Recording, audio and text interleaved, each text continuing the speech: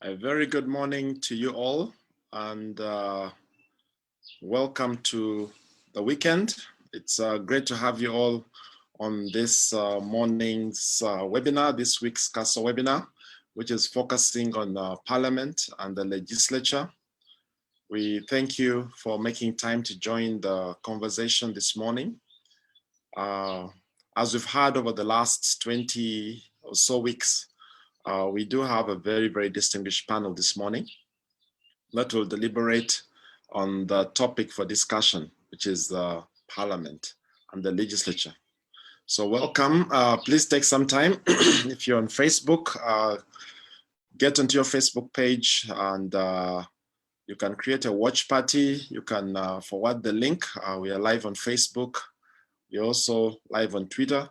So you can also get your comments, make your comments on Twitter, invite people to join as we discuss on this very, very important arm of our government. Now, before we go far in our discussion, allow me to welcome a board member. I'll formally welcome the panelists in a moment, but we are honored today to have a member of the advisory board of the Center for Advanced Strategic Leadership think tank, Honorable Dr. Christine Ondoa, to represent CASO this morning. And I'm going to invite her now to, first of all, lead in opening prayer, and secondly, make remarks on behalf of CASO. Dr. Christine Ondoa, you're welcome. Thank you, Dr. Magara. All invited guests, let's pray. Our loving Heavenly Father, we want to appreciate you and thank you this morning and this day for this opportunity you have given us to discuss an important issue that is also at your heart. Thank you for the opportunity to serve you in various areas. And Lord, we want to commit this day in your hands. Commit the discussions in your hand. We pray, oh Lord God, that you may the glory and the honor go back to you. In Jesus' name we have prayed. Amen. Amen. I also take this opportunity to welcome all of you, particularly our special guest, the Right Honorable Deputy Speaker of Parliament, Right Honorable Jacob Orlanya, the honorable members of Parliament present in this webinar today, and all our discussants, you are most welcome to this webinar organized by the Center for Advanced Strategic Leadership, CASL. It's a very good opportunity for all of us to be here at webinar and to have this discussion. And I ask that all of you will have, give us the best you can, because knowing that this is a strategic discussion for this point in time. It's a very important place where the country's leadership, discussion, and important decisions, important legislations and laws are made. So we are honored to have you all as panelists and as our special guests at this very important discussion. So once again, you are all welcome to this webinar. Please feel at CASL. Thank you. Thank you very much, Dr. Christine. And yes, you're most welcome this morning. And I'd like to introduce the topic and also give a few housekeeping guidelines before we start our discussion this morning. The pandemic, the COVID-19 pandemic affected every aspect of life. And the legislatures around the world were not excluded from this. And this pandemic resulted in a flurry of legislative activity around the world as countries grappled with how to handle disruption in employment, in health delivery, and restrictions of freedom, and challenges posed to public transportation, among others. In some countries, there were quarantine acts that that were put in place. Control of diseases, infectious disease acts were also challenged. And basically, this year has been like moving into some kind of tornado. The CASL think tank opted to look at opportunities that are created by the chaos. As one of the terms we've used a lot this year is the term that, a popular term that behind every dark cloud is a silver lining. So we've been looking for the silver lining in different sectors of our society. And the opportunities and lessons from this pandemic provide an opportunity for us to review operational practices and to nurture a more efficient and integrated legislature, which is the topic under review today. So this webinar is going to focus on the challenges and the opportunities posed by the pandemic to Uganda's legislature, Uganda's parliament. We had a brainstorming workshop in April, and different sectors discussed different aspects of the society and came up with the brainstorming ideas which were put in papers. We're going to hear some of those ideas this morning, and this is now an opportunity to expand what has been put down by bringing on board expert minds, and we have a very, very distinguished panel this morning to guide us in this process. Now, let me just introduce them. We have today, we are very honored to have as our special guest, the Right Honorable Jacob Lokori Orlanya. He's the Deputy Speaker, Parliament of Uganda. He's our special guest today. And we also have discussants. Without following any particular order, I'll mention Mr. Pius Peri Biribonwa, who is the General Counsel, Parliament of Uganda. And then we also have Mama Honorable Atimo Gwal Cecilia, very well known in the country, the woman MP for Dokolo. And the third discussant has been CASL before. We are glad to have him again, Mr. Godpa Tumushabe, the Associate Director, Great Lakes Institute for Strategic Studies. So coming from another think tank. So we're going to have quite a mix of ideas here. And last but not least, the person presenting the CASL think piece this morning is Honorable Dr. Benson Obuo Gwal, who's the former MP Moroto County, and an aspiring MP. I know they will like to have a chance to talk about that. You're all very, very welcome. We will introduce each of the panelists in detail as they come up to address the forum. My name is Dr. James Magara. I'm the chairman of the Center for Advanced Strategic Leadership think tank board of directors. So it's my honor, my very special privilege to host both the panelists and you who have joined us this morning as participants. Now, some few housekeeping rules, guidelines really. First of all, we will be having poll questions about 30 minutes, every 30 minutes. And this will enable you participants to give us a sense of what you feel about certain aspects. They are closed questions, so we've tried to get different options for you. So you choose the best option and please participate in that. It gives us a feel of what you think about the question that has been put up. And also, secondly, for interaction, post your questions, comments on the Q&A section. Please find that out, well, depending on the gadget that you're using. Look at the Q&A. You have a chance to comment, and you can direct that to any member of the panel, or even make it general. The chat room is not open for you in that regard, so use the Q&A. And I've requested the panelists to keep an eye on the Q&A section so that they can answer questions as they come. The hashtags for the webinar today are hashtag Castle Webinar and hashtag Thrive Parliament. So this can be used for discussion on Twitter.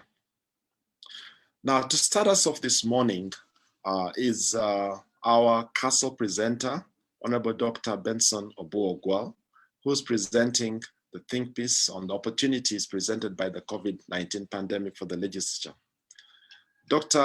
Honorable Dr. Benson Obuogwal is a lifelong champion of transformational leadership in Uganda and beyond Uganda.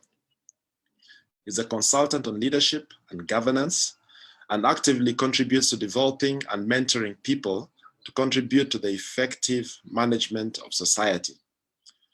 Benson, as he's fondly called, is a former member of Parliament of Uganda from 2011-2016. Before joining elective politics, he was a development worker and consultant with Plan Uganda, UNICEF, UNDP, that's between 2001 and 2006. Prior to that, he served as the General Secretary of the All Africa Students Union, based in Accra, Ghana. Honorable Benson is a pioneer alumnus of the Institute for National Transformation in Uganda, who is now a faculty member. He's also a faculty member of the Institute of Parliamentary Studies, IPS, at Parliament of Uganda, and a facilitator with the Global Leadership Summit, GLS Uganda. He's also an independent certified coach, trainer, and speaker with the John Maxwell team. He holds an honorary doctorate in humanities from Zoe Life Theological College, USA, a master's degree in international affairs at the University of Ghana, a bachelor's degree in social studies from Makerere University, Uganda, and a diploma in education from the Institute of Teacher Education, ITEC, Chambogo, Uganda. Honorable Benson, the floor is yours. Well, thank you. Thank you very much, Dr. James Magara, for that very, very generous introduction. It is my honor and privilege to present this think piece, which will form the basis of our discussions for today on the topic that Dr. Magara has ably introduced. Let me start by making an introduction to this presentation. Dr. Magara has already alluded to it. Disruptions brought by COVID-19 pandemic did not spare legislatures around the world. In some countries, states of emergency were instituted with the executive arm of government, assuming or allocating themselves exceptional powers that impacted very much on the functioning of national parliaments and the judiciary. The range of interventions affected freedom of movement, freedom of expression, and even the freedom of the media, freedom of assembly, privacy, data protection, asylum, prisons, discrimination, and vulnerable groups. The pandemic led to a flurry of legislative activity, as Dr. Magara alluded, all around the world, because countries were grappling with how to handle disruption in employment, in health delivery, in restriction of freedoms, and challenges posed to public transportation, amongst others. Quarantine Acts and Control of Infectious Diseases Acts were challenged, and in several countries, they were reviewed. In Uganda, measures implemented to curtail the spread of the virus included, but are not limited to, restricting the number of members of parliament who are allowed to attend plenary sessions of the parliament. It was curtailed down to only 100 out of a whopping number of 457 members of parliament that this country has. This was meant to observe physical distancing in the plenary chambers. As you know, our main chambers is very, very small. Committee meetings were also being conducted with only very few witnesses allowed each time. You know how sometimes they come as a very huge delegation of 15 people, but this time they were given a very, very few numbers to come with to Parliament. Let me now talk a little bit about the background to what we're discussing. The Parliament of Uganda derives its mandate and functions from the 1995 Constitution of the Republic of Uganda as amended.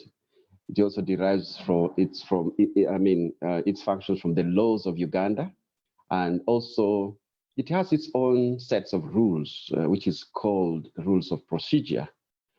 So the Constitution provides for the establishment, composition, and functions of the Parliament of Uganda as follows. Number one, to pass laws for the good governance of this country. Secondly, to provide the means of carrying out the work of government by giving legislative sanctions to taxation and acquisition of loans. You might want to call it appropriation. And thirdly, to scrutinize government policy and administration through the following measures. One, through pre-legislative scrutiny of bills referred to committees of parliament, scrutinizing of various objects of expenditure and the sums to be spent on each, that's budget, assuring transparency and accountability in application of public funds, you might want to call it oversight, and then monitoring the implementation of government programs and projects. You might want to call it government assurance. The Constitution empowers Parliament to make laws on any matter for peace, order, and development and good governance of Uganda, and also to protect the Constitution and promote democratic governance in Uganda. The term of each parliament, as we all know, in Uganda is 5 years from the date of its first sitting. Other parliaments have 4 years, others have 7 years, but ours is 5 years. And the current parliament, which started somewhere in May 2016, will end in 2021. Let's talk briefly about the parliament's adaptation to COVID-19. This is now the crux of the matter. The following are some of the efforts by Parliament to adapt and or to respond to the COVID-19 pandemic. Number one, Parliament set a commendable example of public health practice as leaders at the national level by complying with standard operational procedures. However, this was undermined by Parliament at times questioning the rationale of the steps that government was taking to address the pandemic, such as the need for lockdown. There was a big debate about whether lockdown was necessary or not. So this had the potential of sending mixed messages to the public. You remember the debate that kept moving around. Secondly, Parliament took a bold step and demonstrated leadership by ensuring the continuation of the constitutional functions that is bestowed upon it. For instance, Parliament has remained operational, and it continues to hold plenary sessions and committee meetings, as we've been seeing. This was particularly significant because the pandemic threatened to cause a constitutional crisis in terms of interfering with the budget process of the nation. If Parliament were to close, I don't know what or where we would be now. Thirdly, on the 19th of March 2020, the Right Honourable Speaker nominated a 5-member subcommittee to join the National COVID-19 Task Force. They've been working together. These are members of Parliament working together with the National Task Force. And in addition, the Parliamentary Committee on Health continued to traverse the country and playing routine oversights. They visited many parts of the country and many districts to assess their capacity to respond to the threat posed by COVID-19 pandemic. Fourthly, on the 19th and 24th of March 2020, the Speaker communicated the SOPs for the conduct of parliamentary business in response to COVID-19. And this is very significant. Let's note them down. Firstly, she instructed the limitation of access by the public to the precincts of Parliament. Secondly, limiting the number of witnesses from ministries, departments, agencies, and institutions who are coming to appear before committees of Parliament. And those SOPs still are in place, by the way. Limiting physical interactions in committees to only essential meetings. Then also there was relocation of the House sittings from the plenary chambers to the conference hall at first. And then later on, starting the week of 24th March 2020, sittings were later moved to the parking lot of Parliament under a very huge tent, which was pitched there. It's still there actually, to ensure adequate social distancing and proper natural aeration. As you know, you don't have to be in an enclosed environment for so long with so many people when it comes to this season we are in. Lastly, on the 2nd of June 2020, Parliament formally passed a resolution to amend the rules of procedure to provide for a virtual Parliament. This was a very huge step. This was part of the effort to scale down physical attendance of plenary sessions of Parliament. I hope this will continue to stand, because in developed countries, you don't have to be necessarily in Parliament to attend the House. You can attend from anywhere. You can log in from anywhere. Let me now speak briefly about the impact of COVID-19. I'll start with the challenges faced during COVID-19 to our Parliament. We are talking specifically about Parliament. Limitations in Parliament's ability to operate at full capacity, since the House now functions with less than 30% of its members of its human resource capacity. This is a limitation. This is further compounded by the size of Parliament, which is over 400 members. There was already a crisis, but this is a crisis on a crisis. Secondly, some staff and members of Parliament were not familiar with digital platforms like Zoom or Microsoft Teams, thereby affecting the ability to maximize technology to fulfill their functions in the wake of regulations that require the maximum of 100 members of Parliament at any given plenary session, in order, as we observed earlier, to observe the recommended social distancing. The participation of members of Parliament at committee level was also greatly affected, quorum having been limited to the physical presence of only, if I'm right, 4 members only. We have panelists who happen to come from Parliament, they will supplement. Thirdly, poor network and intermittent power interruptions or surges affect full utilization of digital platforms and the virtual attendance of members of Parliament. I mean, if you are in a city like Lira, which is still not well connected, fortunately, I could talk to you. I'm actually speaking from Lira City. So this also affected, has been affecting negatively the fulfillment of business in the House. Fourthly, the death of one woman MP who we understand succumbed to COVID-19, and a number of MPs who we also kept following in the media who tested positive for COVID-19 inspired fear in members and staff of Parliament. And this is natural. We cannot run away from that. Fifthly, public presence and engagement in parliamentary committee was limited as restrictions to Parliament, to access to Parliament was put in place or instituted for that matter.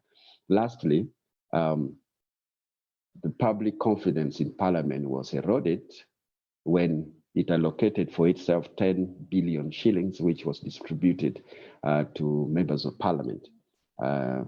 And this was, included in the over 300 billion supplementary expense, which was released for COVID-19 interventions. We all know the controversies surrounding that particular episode. Now, the move drew criticisms, as you all know, and there was a lot of public anger, especially on social media, where MPs were accused of being selfish and insensitive and using the unfortunate pandemic to line their pockets. Well, that's a matter for discussion another time. Let me now look briefly at the gaps that COVID-19 exposed. Every situation of adversity presents with itself an equal opportunity of advantage, as Albert Einstein said. So let's first look at the gaps, then we will see what good did this COVID-19 bring. The first gap that I want to look at is the unrealistic expectation of MPs by constituents demanding for relief items, resulting in tension and pressure. Yeah, you can't possibly feed the entire constituency, but MPs were trying to do that. They were demanding for a lot of money so that they could do that. We know the saga that followed that. Secondly, the flaws in decentralization of power and services from the center to the districts are now glaring, really, as districts are highly dependent on central government for resources and interventions in their COVID-19 response. Thirdly, Parliament's reactive response with no timely debates to address global and regional trends with regard to COVID-19 pandemic and the invasion of the locusts depicts a Parliament that is not, forward-looking. They're not proactive in nature, so to speak. Parliament is appropriately divided into sessional committees and standing committees that would provide leadership for the country in specific thematic areas. So are they always doing this? Are they alert? Are they doing it in a forward-looking manner? Fourthly, Parliament's slow adaptation to technology is another issue. Adaptation to technology as an innovation for efficiency and effectiveness in the past, including its slow adaptability towards a paperless institution, affected the corporate embracing of digital platforms and doing business online. I've been a member of Parliament, as you already know. There are many members of Parliament who after so many years would not know the functionalities of the iPad which they're equipped with. They fail to do simple operations on their tablets, and even computer literacy. It's quite a challenge in Parliament. This I know for a fact. Fifthly, the fact that some members of Parliament also double as ministers is an impediment to the principle of separation of powers. Parliament is expected to play a legislative and an oversight role over the executive, whereas the executive is expected both to develop policies and draft bills and to implement legislations passed by Parliament. But having ministers as members of Parliament at the same time implies that they participate in developing the bills, enacting them to law, implementing them, then having oversight over them. This to me is a case of conflict of interest, which compromises delivery of services. It's something that this COVID-19 has helped to amplify. Number 6, relatedly, ministers are bound by the principles of collective responsibility. You're not going to sit in cabinet and come out and walk away from the decisions made there. As such, they cannot effectively represent their constituents in Parliament, since they cannot depart from the executive position. Moreover, ministers are very busy. They're very busy people, as evidenced by their high rates of absenteeism from the House. Perhaps Kenya gives us a very good lesson. Ministers are not actually members of Parliament. They're actually called cabinet secretaries, and they're technocratic people doing their work in the ministry. So maybe there's a lesson to learn there. Number 7, limitations in checking a Parliament in which MPs or the Parliamentary Commission have powers to determine their own emoluments and pay is another gap which we need to look into. This recently led to the Parliamentary Commission allocating 20 million shillings to each member of Parliament to facilitate them to sensitize their constituents about COVID-19, which role, to the best of our understanding, is already theirs in the first place, and they're already facilitated and should not attract additional facilitation. Somebody might argue that extreme situations calls for extreme measures, maybe, but I think that is not supposed to be. Number 8, Parliament's ability in the past to appropriate adequate resources to the Ministry of Health and to advocate for the strengthening and revitalization of the sector that has resulted in many challenges and firefighting the COVID-19. In other words, we are saying in the past they were not appropriating enough resources to the ministry, and probably because most people could afford to go abroad for treatment and this and that. But now COVID-19 has exposed that gap, and the sooner we wake up and appropriate enough money for the Ministry of Health, for all of us to have access to good health services would be a good thing. Lastly, in that segment, restricting the public from accessing Parliament without adequate provision for virtual engagements with members of Parliament has hindered citizens' participation in the business of the House. Something ought to be done about that. Let's now look at the opportunities that has emerged owing to COVID-19. I quoted Albert Einstein earlier. Now, number 1, the rules of procedure has been reviewed and amended to accommodate virtual activities, leading to the use of technology like Zoom for operations, enabling Parliament to actually continue business even in the face of limited physical presence of members of Parliament within the precincts of Parliament. Secondly, for members of Parliament who have been digitally and technologically compliant, the adoption of new communication technologies has eased their representative role. This is a very good positive. Through their virtual Parliament, MPs can now participate in parliamentary proceedings remotely, online, and they can vote and use the virtual table to lay documents online. The introduction of voting by proxy, also remotely, has eased the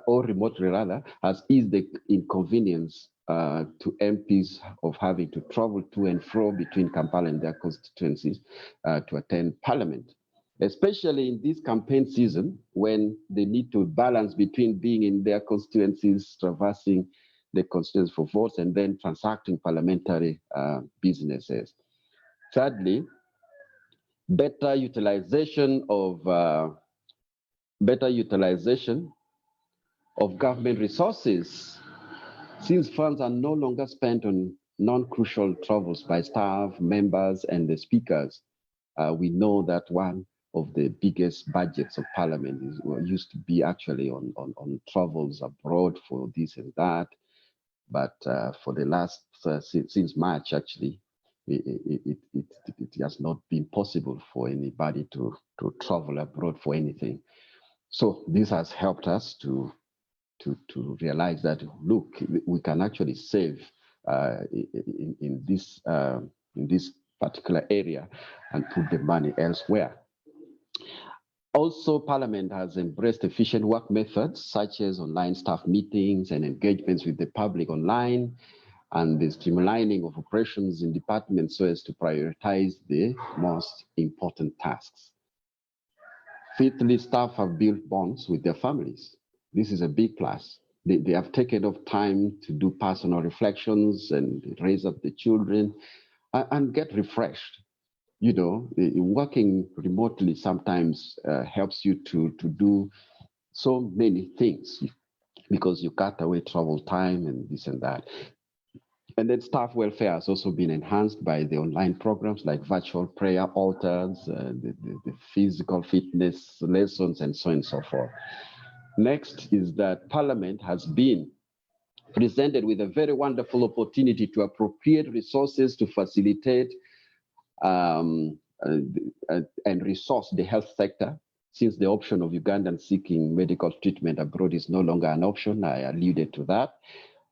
And there's an opportunity to redirect those resources. I've already said that, you know, other than going for medical tourism abroad and other things, which may actually not be necessary. Next, there is now an opportunity to galvanize the country towards a common future. If there's anything that COVID has helped us to realize, is that as Ugandans, we can actually do so much, and we can save so much and move this country to another level. This season presents the opportunity to refocus this country's investment strategy, to consider supporting local investors as opposed to focusing on foreign ones. Furthermore, there is need to rethink and address Uganda's reliance on aid and loans from developed countries such as China and others. Lastly, in that segment, there is also an opportunity for Parliament to address the rampant brain drain and continuous export of labor. It used to sadden me to see the number of young girls and young men, you know, lining up long queues at the airport to board planes to travel abroad for what we call cheyo, you know, those manual jobs abroad, leading to brain drain. So I have a few recommendations here to make. Let's first look at enhancing the effectiveness of Parliament.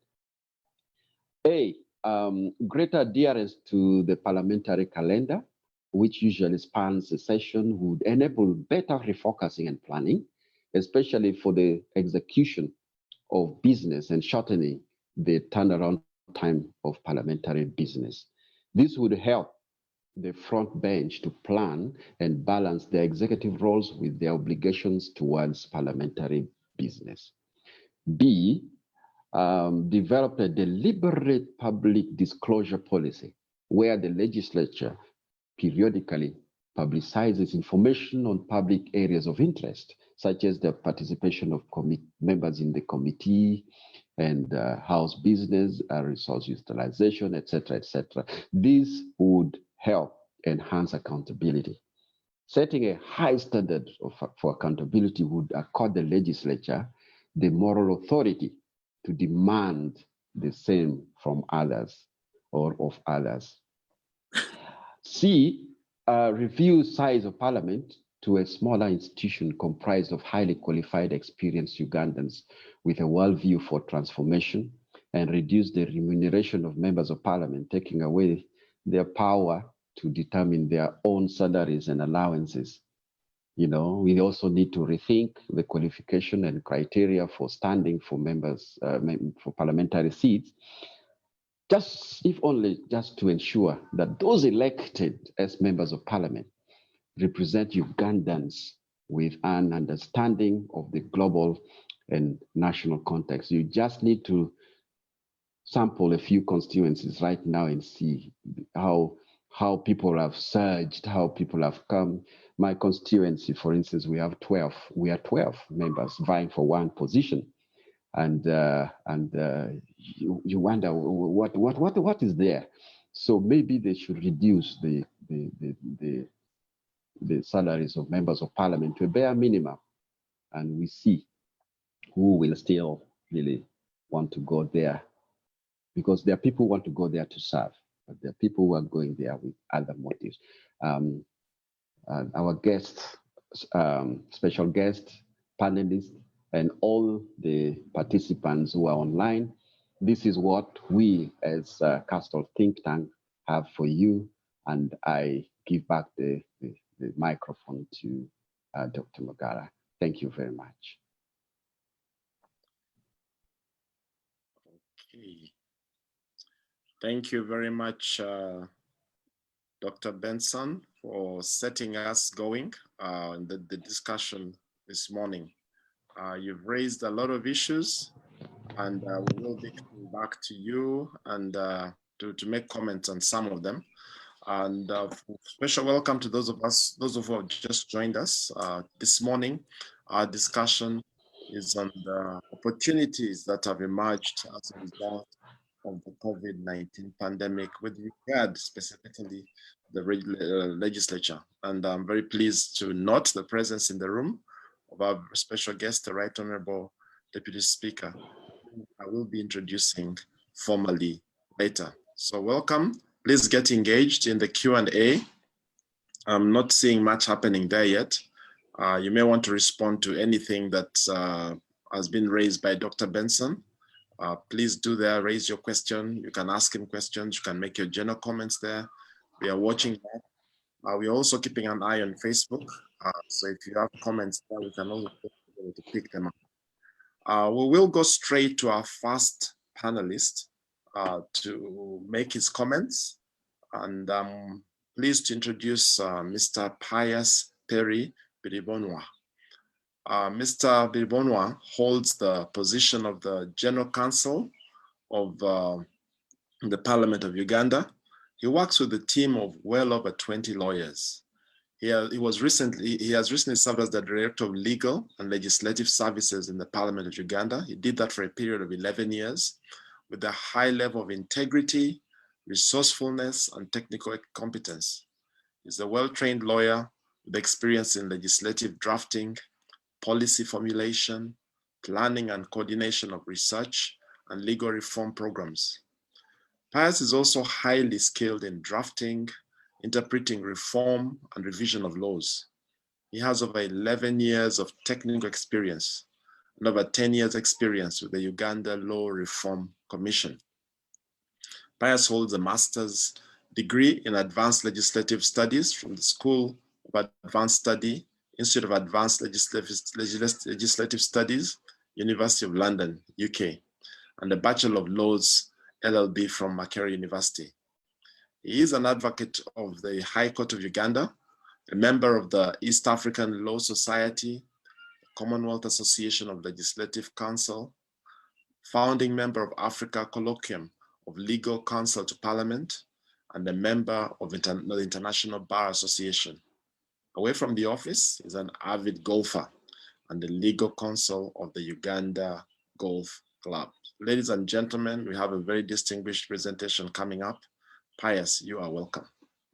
The floor is yours.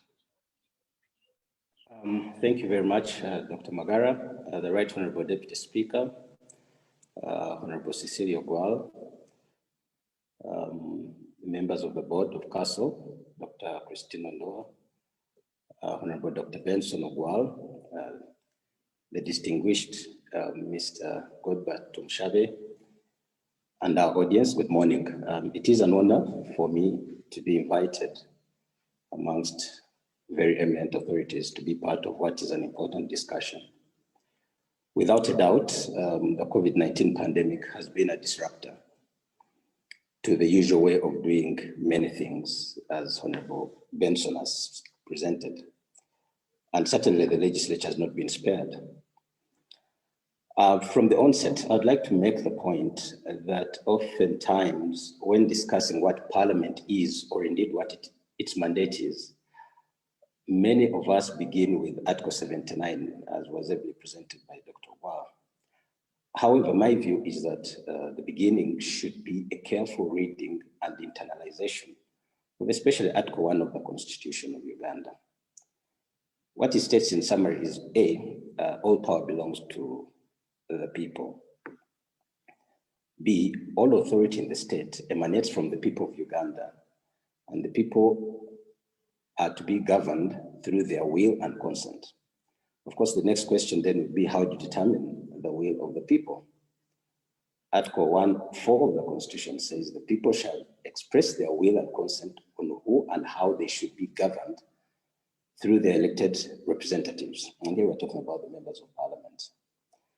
Now, I agree with Dr. Gwal that indeed the leadership of parliament swiftly responded to the pandemic by ensuring the safety of its members, staff, and the visitors, the public, by adopting the Ministry of Health guidelines, the SOPs, and engaging with the other actors in the health sector on how to go about securing the users of parliament.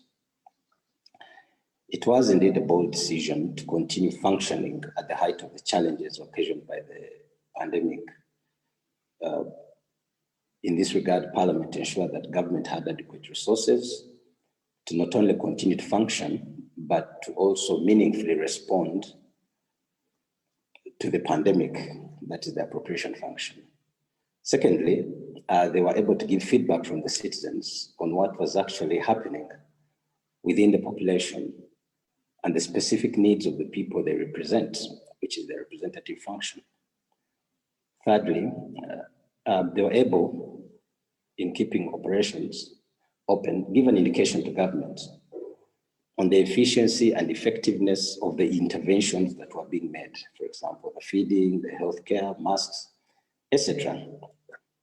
And especially requiring the Prime Minister to give a weekly status report on the COVID situation in the country, which was debated and discussed, which is the bit of the oversight and accountability function. And lastly, putting in place the requisite legislation to not only respond to the pandemic, but also to keep the country running in other critical areas of the state that require the actions of Parliament. For example, putting in place the required amendments to the electoral laws in election season, the passing of the administration, the Judiciary Bill Act, the Coffee Bill, etc., which was their legislative function. Now, I think one of the most important points on the amending of the rules of procedure to enable virtual attendance and participation of honorable members and the public, matters of quorum while maintaining the political outlook of the legislature, I think was important. Parliament successfully received the State of the Nation, as you recall, from His Excellency the President, and the presentation of the budget. And for the first time, His Excellency was occupying what we called a virtual chair of state. And this is now in the rules of procedure. So to that extent, we were able to adapt. Quickly on the challenges, and I think the main challenge, from my opinion, to Parliament at the very beginning was that Parliament was never considered an essential service at the height of the pandemic, even as it started to pass the budget, the supplementary appropriations, in order to keep the country running. So accessing Parliament in terms of movement, you remember the restrictions were quite heavy at the time, was a huge challenge, and I thought that should have been brought out. Now, on the issue of the number of MPs operating at 30% or 100 members. It was a challenge indeed. But I think we need to look at how these members were being chosen. The role of choosing who was to attend was left to the party whips for those who are of the political party persuasions in the House to choose the MPs, and this, my understanding is, it was chosen on the basis of what was on the order paper or what was going to be discussed in the House, so that you can have a flair of the expertise that you have, as Honorable Dr. Well was talking about. For staff, a rationalized shift system was adopted, and those who did not physically come to Parliament, they ably worked from home. This ensured a very smooth continuation flow of work. Indeed, a great tribute to the Clerk of Parliament and my colleagues, the staff of Parliament. Now, on the challenge of the public following proceedings in the plenary, Parliament put in place the necessary framework and the technical aspects of it to ensure that the public continue to follow proceedings, even whilst Parliament met in the forecourt of the parliamentary buildings through the television, UBC. There's a Twitter handle, Facebook, and YouTube. So to that extent, the public has at least continued to follow the plenary proceedings.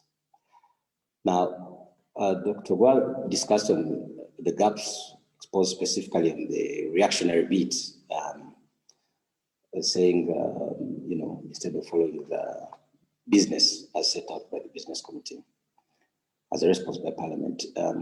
Parliament actually constituted a select committee during this period to study and make recommendations on the effects of the pandemic on the economy. It was a well-researched and insightful paper that subsequently, I understand, was useful as a useful input in the interventions by the government to stimulate the economy.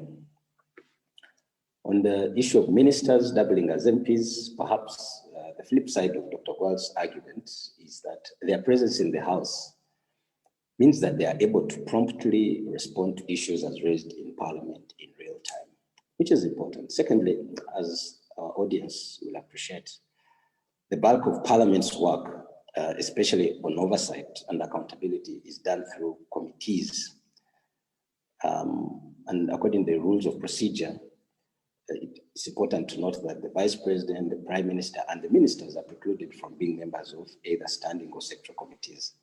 So in a way, their presence does not affect especially the accountability and oversight functions of Parliament. Now, quickly on resource allocation, I think it is important for our audience to appreciate the technicalities around this issue. Under the Constitution, specifically Article 93, restrictions are imposed on Parliament on creating a charge on the consolidated fund without the proposal to do so specifically coming from the executive. Indeed, without going into a matter that is now before the courts of law, even a reallocation by Parliament of resources as proposed by government from within the budget without affecting the total is now under challenge. But that notwithstanding, Parliament this financial year did reallocate quite a sizable chunk of funds to the health sector. I'm sure Honorable Cecilia or the Right Honorable Deputy Speaker may have more to say as far as this is concerned. Now, regarding the work and the flow of work, my take is that Parliament has largely followed the business it set out to accomplish, while at the same time maintaining the versatility required to respond and address emerging concerns that may not have been foreseen as permitted by its rules of procedure. I don't know whether I've done my 10 minutes, but I think Parliament has continued to engage. Parliament being open and facing the challenges of COVID has been commendable. I therefore, by and large, agree with the presenter that indeed from the challenges brought about by the COVID-19 pandemic, the legislature has been agile in its response, adaptation. And I think the biggest take home was amending the rules of procedure to embrace the emerging technological trends.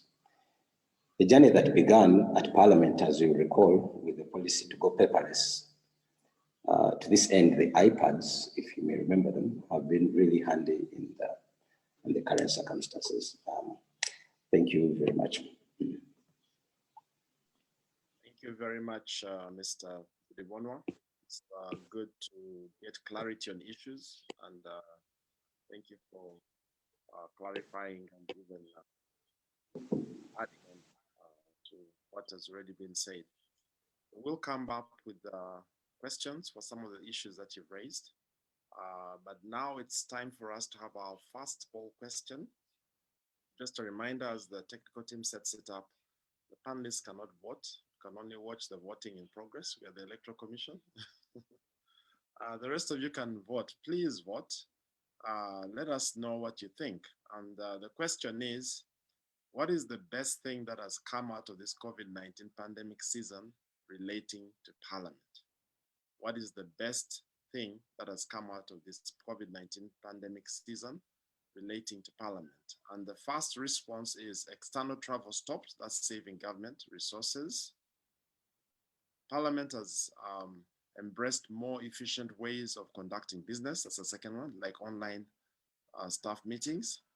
The third possible option is parliamentarians have been forced to look critically at the healthcare system in the country.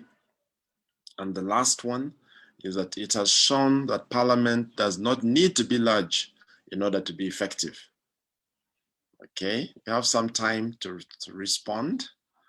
What is the best thing that has come out of this COVID-19 pandemic season relating to Parliament? As you make up your mind and post your responses, I want to draw your attention once again to the Q&A section. I don't see anything there yet. It's an opportunity for you to ask a question, to make your comment, and others will see what you're saying. Some of what you say there will guide our discussion as we move along. So just a few more minutes for you to vote. What is the best thing that has come out of this COVID-19 pandemic season relating to Parliament? Of course, in your opinion. And the first has to do with external travel being stopped. The second is the fact that Parliament has become more efficient. The third is that the health sector has come under scrutiny, greater scrutiny. And the last, that it's shown that we don't need a very large Parliament. Okay, I think we will end the poll right here. And it's the results. The largest number, which is not by far large, has responded that Parliament, that it's shown that we don't need a large Parliament. In order, the Parliament doesn't have to be large in order to be effective. That is 35% of you who responded, or those in attendance, participants. And also the next one then is the fact, number one, that is the external travel stopped. That's saving resources. And then followed by 20% indicating that parliamentarians have been forced to look critically at the healthcare system. And last, at 15%, is that Parliament has become more efficient by adopting more efficient ways of conducting business. Thank you. Thank you for participating in that poll. As I said, these polls help us to get a feel of the audience. They're not scientific, but we kind of get a feel of what you think as we go along. So we'll continue now, and allow me to introduce the second discussant this morning, and that is Honorable Atim Ogwal Cecilia Barbara. I'm seeing some names I didn't know before here. And Honorable Cecilia Ogwal is very well known in the country. She's been serving the legislature for a very, very long period of time. She's the district woman representative for Dokolo, and a member of the Forum for Democratic Change Party. She holds a Bachelor of Commerce degree from the University of East Africa, Nairobi, and also a certificate in Christian-based leadership from Haga Institute, Singapore, plus a certificate in public-private partnerships from Australia, an institute in Australia. She was a Constituent Assembly delegate and was also at one time the acting Secretary General of the Uganda People's Congress. She also is the chairperson. I hope this is up to date. Honorable, if you forgive me if it isn't. She's the chairperson of the Uganda Development Bank and chairperson of the earlier on when she was with the UPC, she was chairman of the presidential policy. And she served in various other capacities in the corporate world and has very special interests in advocacy for human rights, advocacy for women and children, promoting the girl-child education. She also loves to cook. She's also a farmer, and she is part of the Parliamentary Christian Fellowship. She has several memberships to professional bodies, the Uganda Management Institute, Institute of Corporate Governance, and serves on the Committee on Physical Infrastructure in Parliament and the Committee on Budget. Honorable Cecilia, we are very honored to have you this morning to speak to us, and the floor is yours now. Sorry, Doctor, she's not in the room. Oh, she stepped out? I think she has just dropped out. She's traveling, so she's having technical issues. Okay, all right. So what we'll do then is move to our the third discussant. We hope we'll get her back later. I know that Mr. Godba Tumshabe is in the room, and we're very glad, Mr. Tumshabe, that you've joined us again. And I'd like to read your profile now. So you'll take this slot. And if we get Honorable Cecilia back, she'll be able to take on the third slot. Mr. Godba Tumshabe is currently an Associate Director at Great Lakes Institute for Strategic Studies. He's also the Chairman and Chief Executive Officer of Technology Frontiers Education Center. His current research interests include democracy and the rule of law, strategic minerals and land governance, climate change, agriculture, governance, and food security. Mr. Tumshabe's career started in 1997 when he joined a Nairobi-based public policy think tank, the Africa Center for Technology Studies, ACTS. At ACTS, he directed Africa-wide policy research programs on environmental governance, biodiversity, and land governance. He returned to Uganda in the year 2000 as founding executive director of the Advocates Coalition for Development and Environment, ACCORD, a position he held until he retired in December 2013. During his 14 years as executive director, he foresaw the growth of ACCORD into a dynamic and reputable independent public policy research and advocacy think tank in East Africa, and designed innovative flagship policy research and advocacy programs. He obtained his first degree in law from Makerere University, Kampala in 1993. He attended a postgraduate bar course at LDC, where he obtained a postgraduate diploma in legal practice. He rejoined the Faculty of Law at Makerere, where he obtained a master's degree in 1996. In 2007, he joined the Stanford program in International Legal Studies, where he was awarded a Master of Juridical Science, degree of Stanford University. In 2008, he attended the Stanford Graduate School of Business Summer Institute in Business Entrepreneurship. Mr. Tumshabe, we are very, very honored to have you again at the Castle Think Tank webinar, and the floor is now yours. Yeah, thank you very much, James, for that kind introduction. All protocol observed. I'm really delighted to be here once again to be part of this webinar, and thank you, Castle Think Tank, for really making these conversations happen, because I think I believe fundamentally in the knowledge exchange and knowledge generation industry, and I think conversations of this nature is really where people are able to exchange ideas and cross-fertilize each other's ideas. For today's topic, I really found it quite intriguing, just reading the think piece.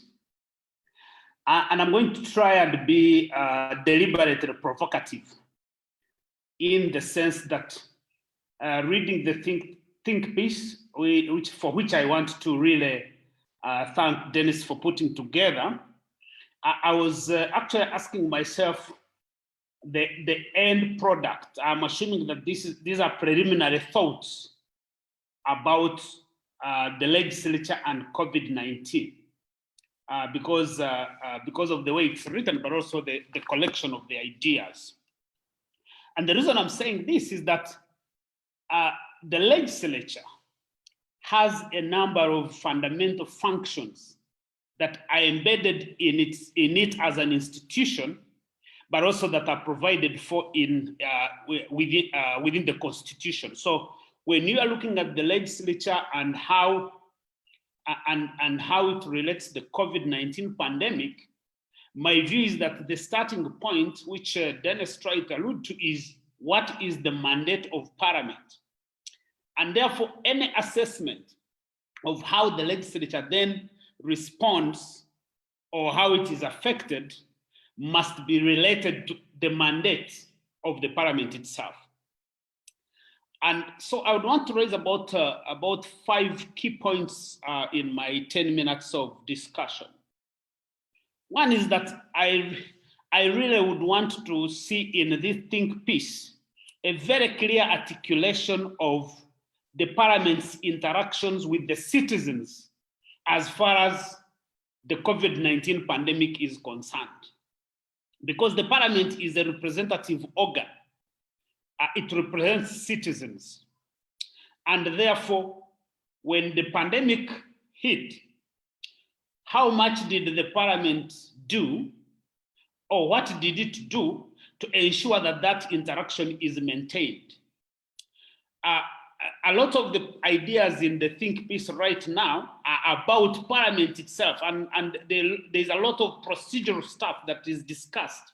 In other words, how Parliament is able to adjust its working methods, it's able to appoint people to a committee, and all that kinds of all those kinds of ideas, which are really well laid out in the idea. But I think that the final think piece needs to be able to tell us what is it that Parliament did in the light of the pandemic that made the life of citizens better. I think that's really, for me, that's the bottom line. Because remember that when you are talking about the legislature, you're talking about the structure of the state with its 3 arms: the executive, the judiciary, the legislature. So they are legislative functions, they are executive functions, they are judicial functions. I would expect that Parliament in this regard has a responsibility to make sure that within its oversight mandate, it is able to keep the executive functions in focused on the citizens, and make sure that citizens can access judicial functions. So to what extent did Parliament do that? Number 2 is about Parliament and the budget. I think Dennis tried to explain to us a couple of things that Parliament did with respect to the budget. Pius has alluded to that as well. But I was a bit disappointed that the think piece doesn't point out the amount of money that was passed in classified expenditures. Because you can't be an oversight institution and then use a pandemic like COVID and begin to pack lots of public resources under classified expenditure. Because what is classified about controlling a pandemic? And remember that the classifying of the budget is consistent with the practice of the Parliament of Uganda with regard to growing classified expenditure. So the pandemic did not change the character of our Parliament because, if anything, it basically exposed the character of the Parliament by essentially showing the way Parliament has difficulty at providing oversight over the budget. I mean, the Pius talked about Article 93. If Parliament thought, if Parliament of Uganda thought it was hampered by Article 93 in terms of discharging its legislative or budget functions, I believe that given the so many amendments to the Constitution that it has made, including those that are actually have been very disruptive, like the removing of constitutional safeguards in the Constitution, definitely it would have amended Article 93. There is nothing that stops Parliament from amending Article 93. So Article 93 cannot be used as an excuse for Parliament to fail to do its budget oversight and budget allocation functions. Number three is that my view is that a think piece on the legislature must deal with the whole question of how does the COVID-19 pandemic affect the structure of power in the country? Because when you have a system like ours, where the state is comprised of three key institutions or three arms, the legislature, the executive, the judiciary, you are talking about balance of power, because these three branches are supposed to be equal branches of government. With the COVID-19 pandemic, we almost saw what I would call the surrender of Parliament to the legislature, to the executive. That a lot of work that was being done has really been done by the executive without actually the oversight of Parliament. And in fact, the best example is the fact that the executive today maintains an overnight curfew that has nothing to do with the pandemic control, because a curfew is not a public health measure. A curfew is a security measure. So you would imagine that Parliament is acquiescing with the executive in imposing unnecessary controls on movement of persons, because I don't see how a curfew actually helps control a pandemic. And therefore, we are dealing with this think piece needs to deal with the whole question of the structure of power, the balance of power between the different arms of the state, and actually the balance of power between the state and the citizens. Because right now, citizens are more or less like hostages, because they don't have any authority to change the way the state behaves in as far as issues that Dennis raised, the freedom of expression, freedom of speech.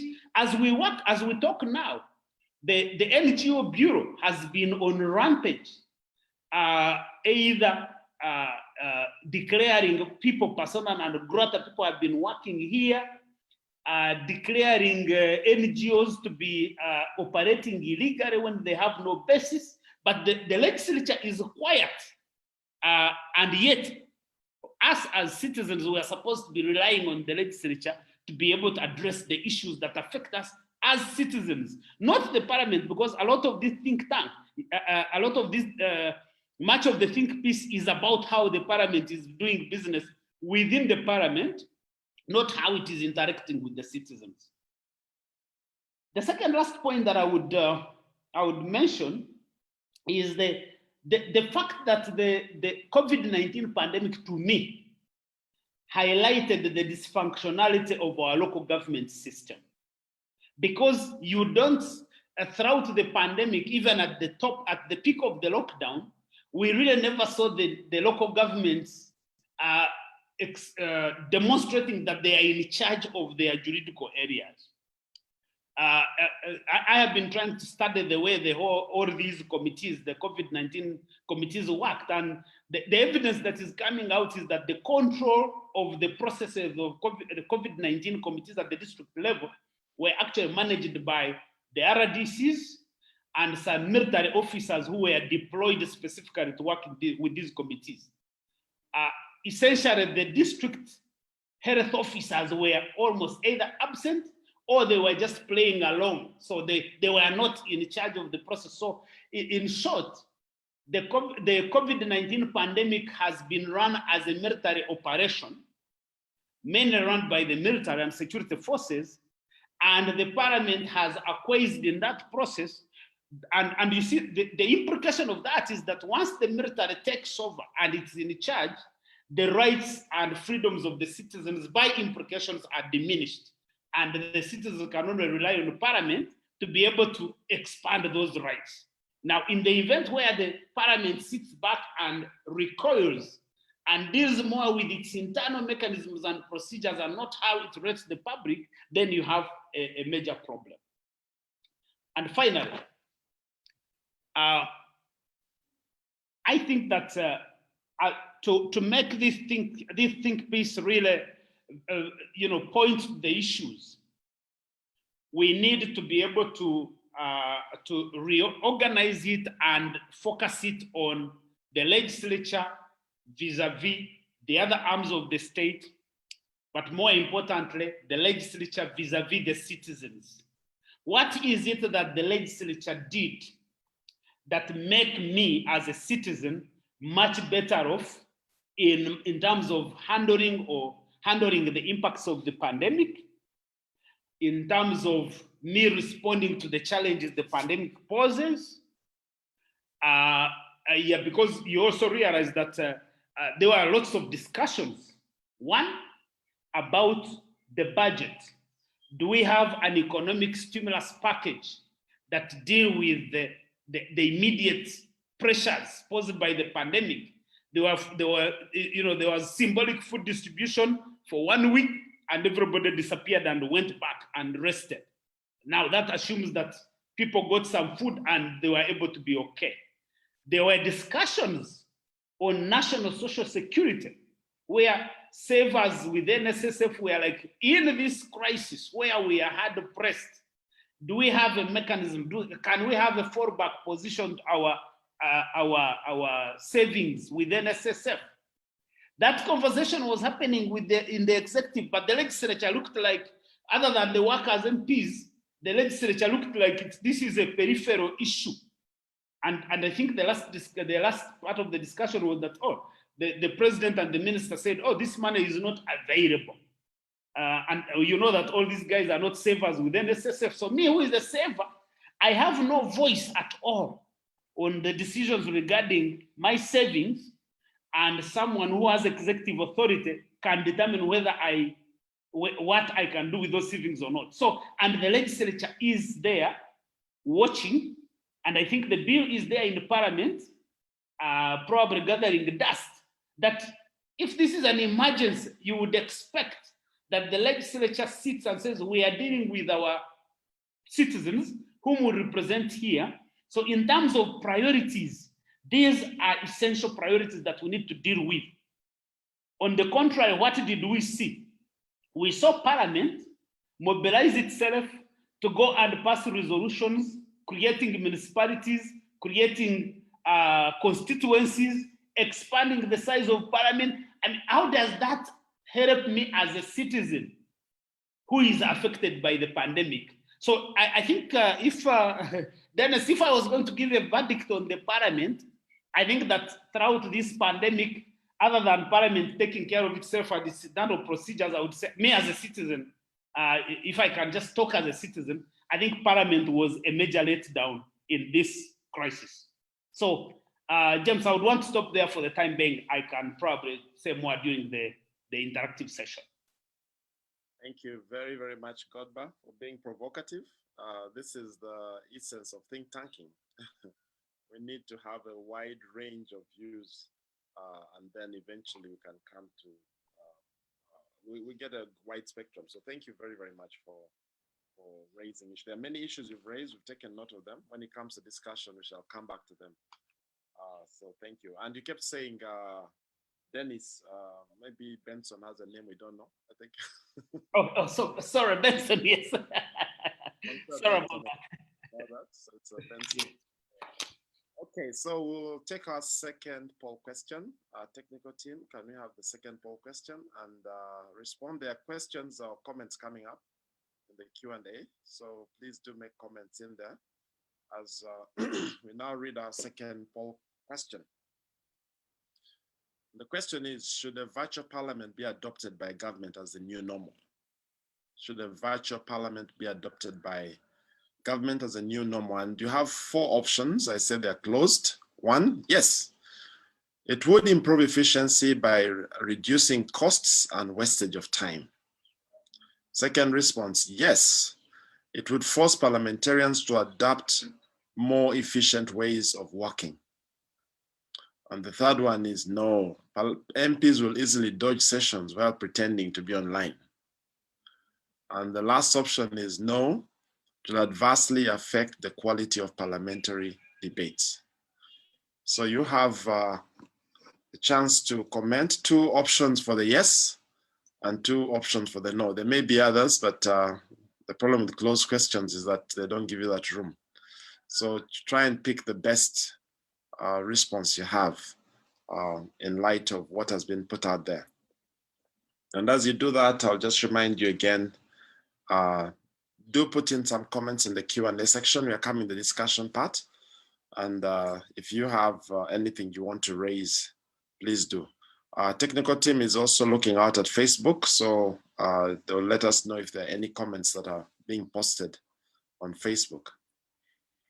So back to our question, should a virtual parliament be adopted by government as the new normal? And I'll just give a few more seconds. I see about half of you have participated. I wish a few more of you could do in the next few seconds. Should a virtual parliament be adopted by government as a new normal? All right. I'm not seeing more voting, so I'll just read out what is here. And 45% of you in the participation, of those who responded rather, indicated that it would improve efficiency by reducing costs and wastage of time. And then another 15% said yes, it would force parliamentarians to adopt more efficient ways of working. So if you combine the yeses there, they come up to about 60%.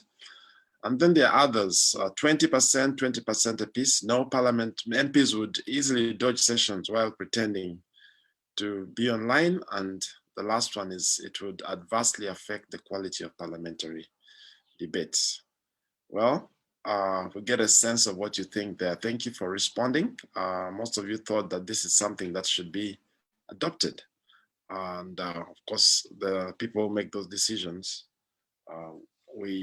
part of what we pick this up as well. And when we do our final reports, they make their decisions, and perhaps they've already made some decisions on that. So thank you for participating. We will. I don't think our third panelist is back in the room, is she? Doesn't look like. No, she's not. Not yet back. So we will now move then to the, when she joins us, we'll give her an opportunity to present. We'll now move on to welcoming our special guest. We are very honored this morning to have as our special guest, the Right Honorable Deputy Speaker of the Parliament of Uganda, Honorable Jacob Lokori Orlanya. And Honorable Orlanya is very well known in the country. He wears very many caps. We've got a very modest introduction given, which is just a sample of the many things that he does. He's a Ugandan agriculture economist, a lawyer, and a politician. And as I've already mentioned, he's the Deputy Speaker of the Parliament of Uganda and the MP of Moro County. In August 2020, he was elected as NRM Vice Chairperson, Northern Region. So our congratulations from Castle, Honorable Orlanya, for this new position that you've come up to. And he's also a Vice Chairperson of the Committee of Business and Appointments. I think this may be a little bit outdated here, I'm not very sure. Honorable Jacob Orlanya is a member of the Uganda Law Society and the East African Law Society. He is an avid sportsman. So Right Honorable Speaker, you're most welcome as our special guest to address the participants of this webinar. And the floor is now over to you, Right Honorable.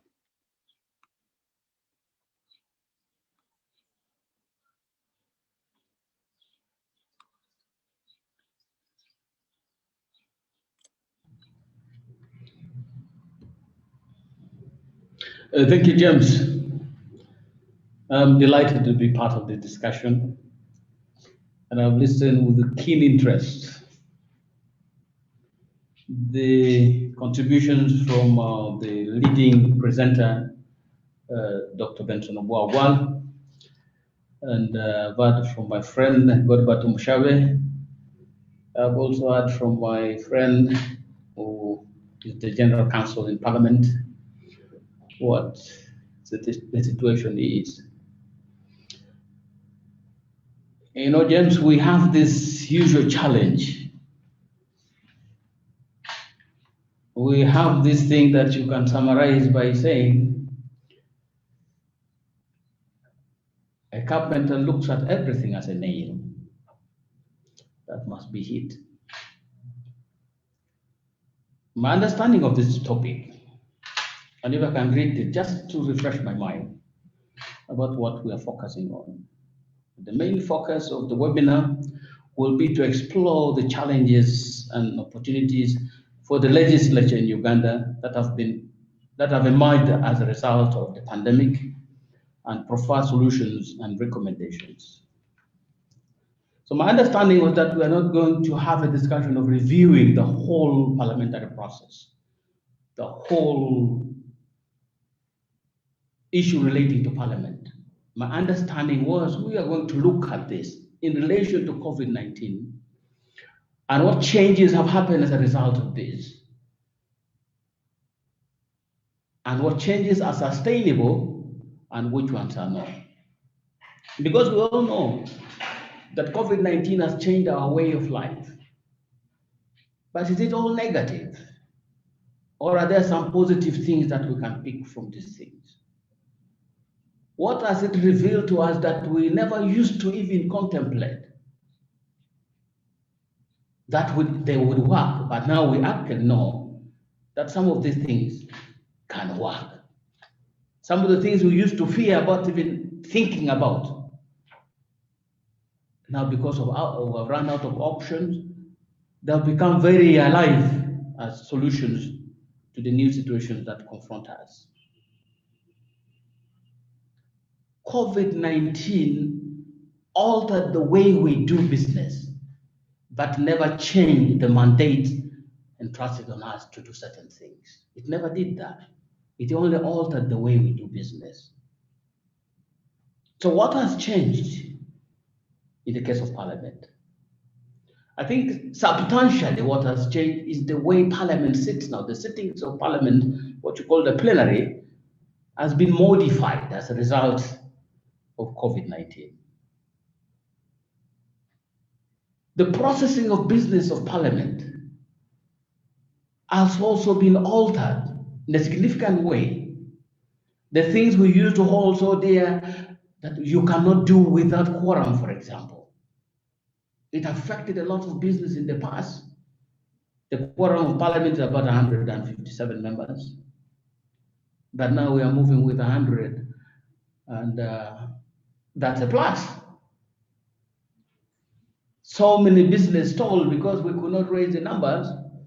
The issue of the cities that and other creations that Mr. Godber talked about were things of 2019. So they wouldn't have come and gotten caught up by COVID-19 if it had not been substantially affected by the issue of quorum.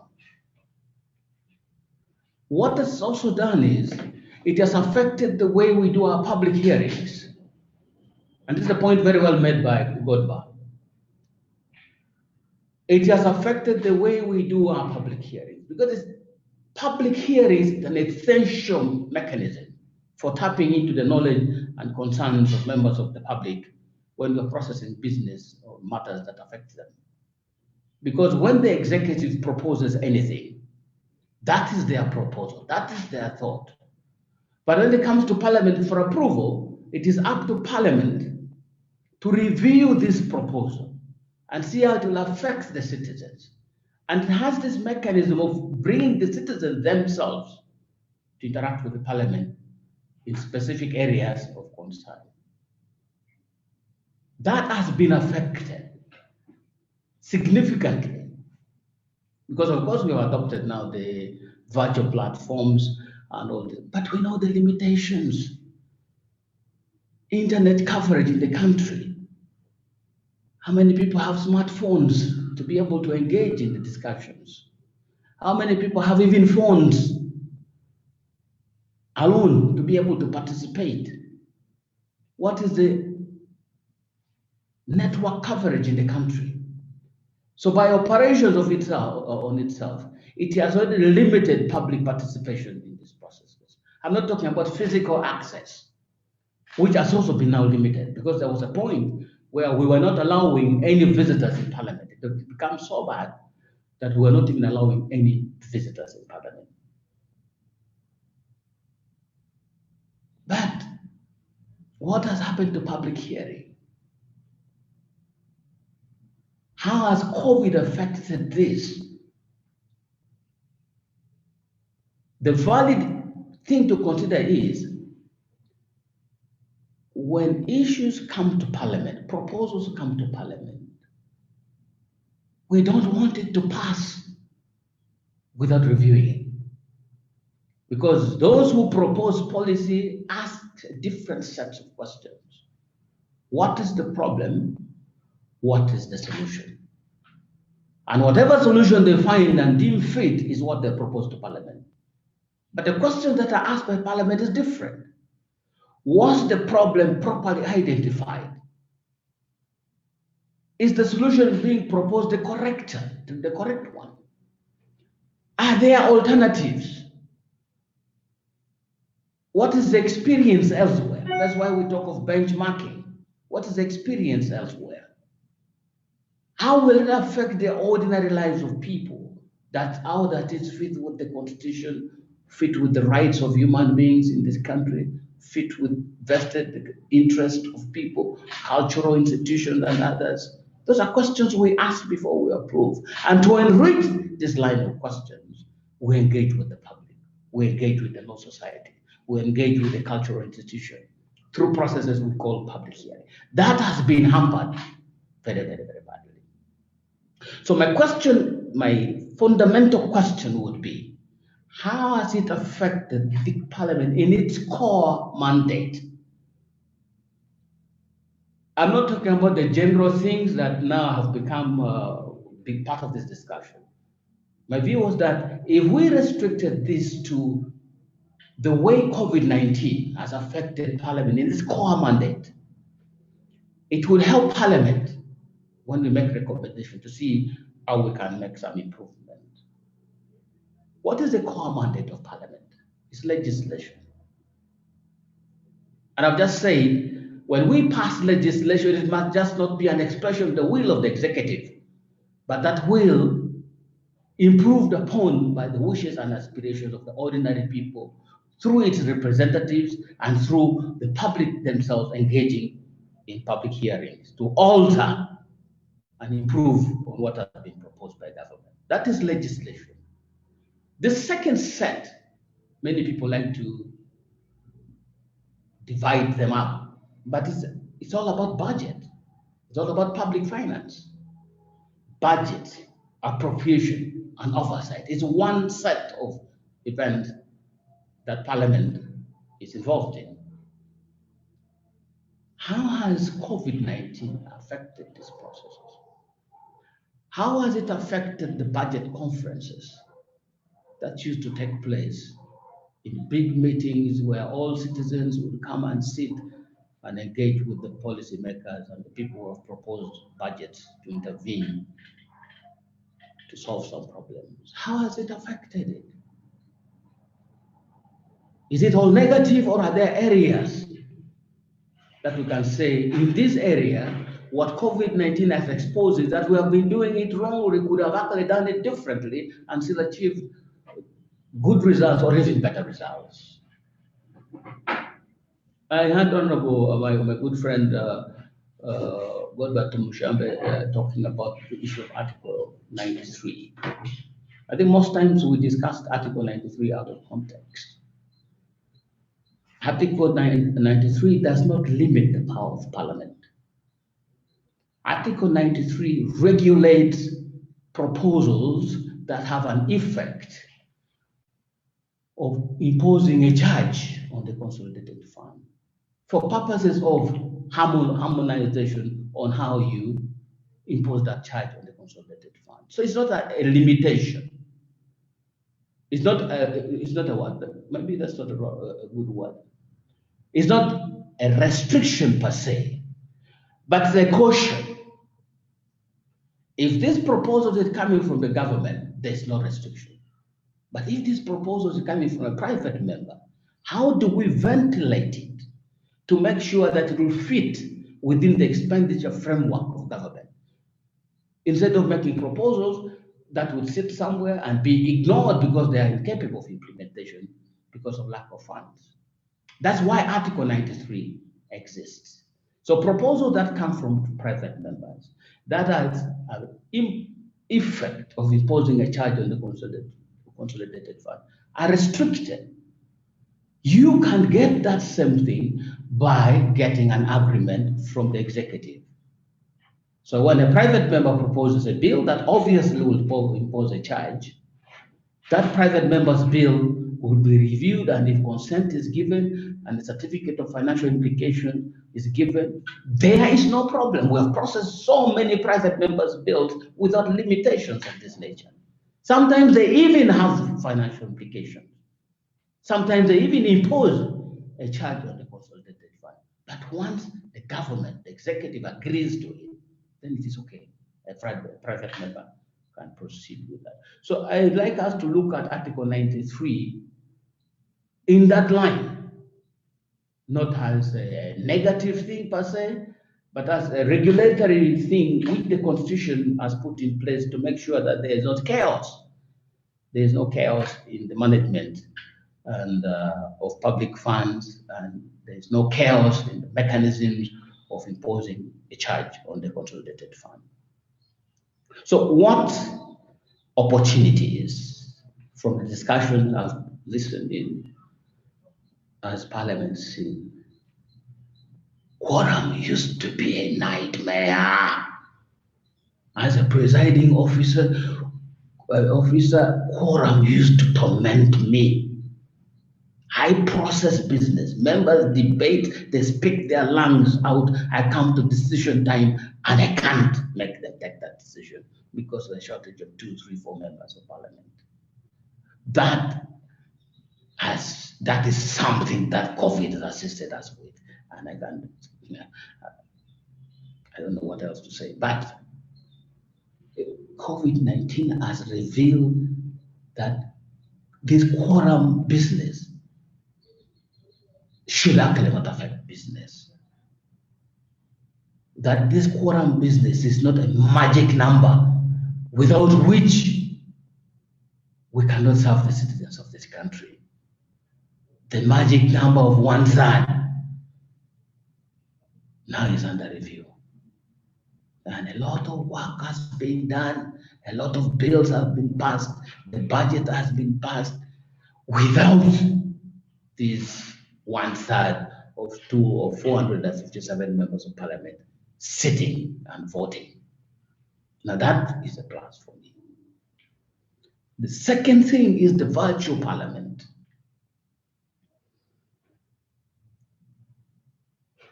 Login portals are sent. I sit in my home and I follow the proceedings of Parliament. The only limitation so far is that, I don't debate, so I don't know whether the other members who are out of Parliament are able to debate, make contribution, but I doubt that. But is it something that we can now strengthen and make it workable, that I can sit in a place using my own internet facilities or whatever it is and participate in the debate of Parliament with my picture showing, my voice showing, to take away that fear of they'll not be there, they'll disappear. Do we have the capacity to do this? Put the platform, the wall where all the members who are participating there, all the members who are present in the House are on the screen, and they make their discussions public and known. I can speak from Omoro, somebody else can speak from Kisoro, but it's being captured in the Hansard. I had somebody saying now that even it's difficult to have members around, everybody will be going away, and so it will be good. But you also have the presiding officer as well contesting, so that might be a challenge. Would you have a speaker preside from Mukamuli, or from Omoro? Would that be possible to preside from there? But those are things we need to think through and see what is possible with this new arrangement and what may not be possible. Is it possible now with this thing that Parliament can sit in shifts? Because we have had complaints about this mandate that has been given to the whips to choose the people. Here, my friend Pius saying it depends on the subject in discussion in Parliament. That's how they choose people members to participate in particular debates. But there are complaints that only a certain group of people now sit in Parliament, while others, even when they are available, they are never selected. So once something is subject to the discretion of a politician, the political lenses normally apply, and it affects judgment. And in the end, it may not be that good that you leave it like that. Would it be proper to consider if it's possible to make Parliament sit in shifts? Would it be possible to make Parliament sit in rotation?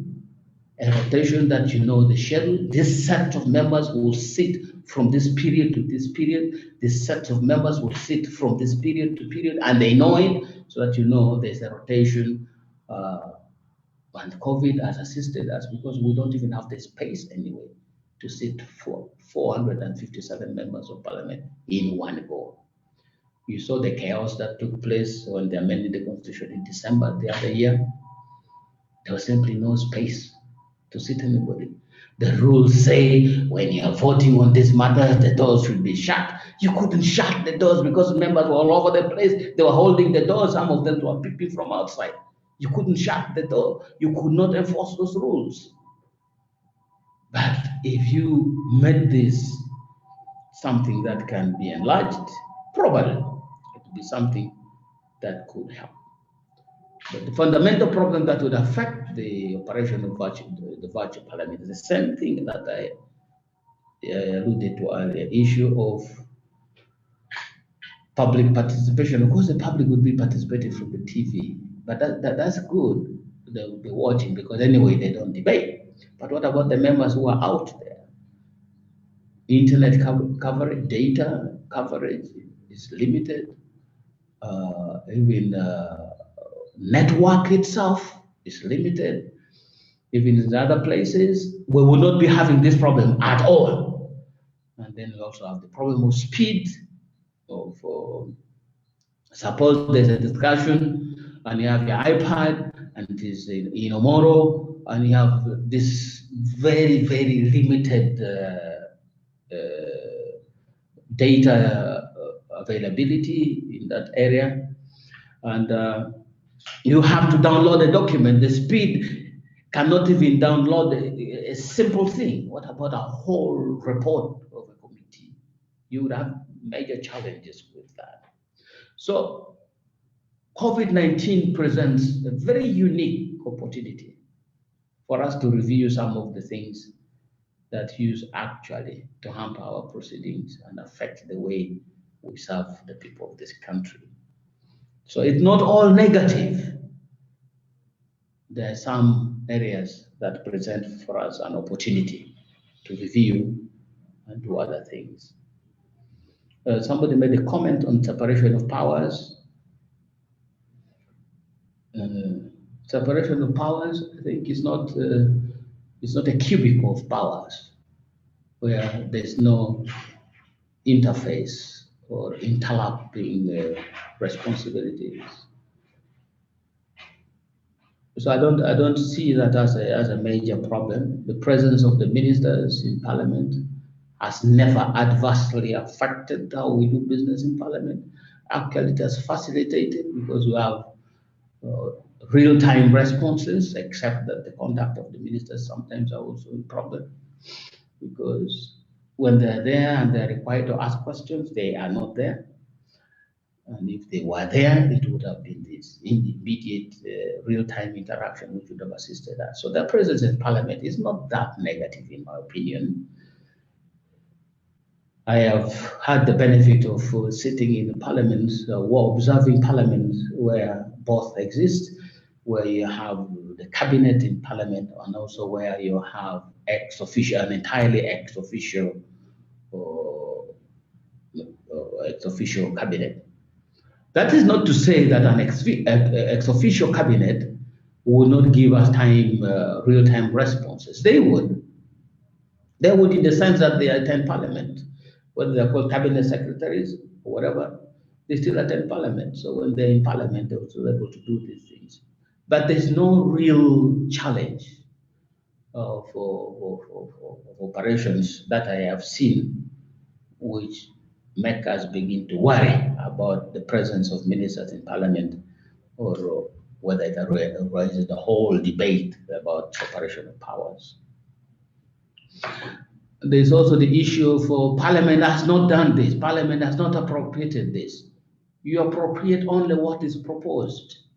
If it is not proposed, you cannot appropriate it. There's something called the principle of financial initiative. It rests with the president. Nobody else in this country or in any other country can propose a budget except the head of the executive. Nobody else. If you want to call about the US, it's fine. If you want to talk about the UK, it's fine. If you want to talk about Australia, that's also fine. You will find financial initiative rests with the head of the executive. This is also for purposes of harmonization. Only one institution, only one office should be able to make financial proposals that is then processed through Parliament and so on and so forth.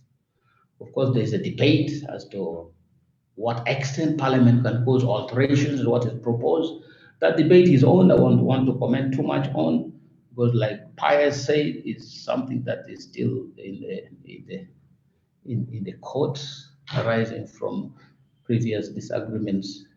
I think the president was not very happy with some of the things that we did as Parliament, but we hang our decisions and actions in Parliament. The last point I'd like to comment on is this issue of Parliament deciding its own pay. You see, that's what it sounds like, but that's not what happens.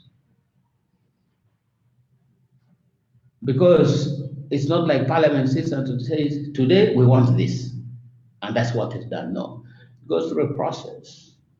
It's about initiation again. Parliament will initiate the proposal. That proposal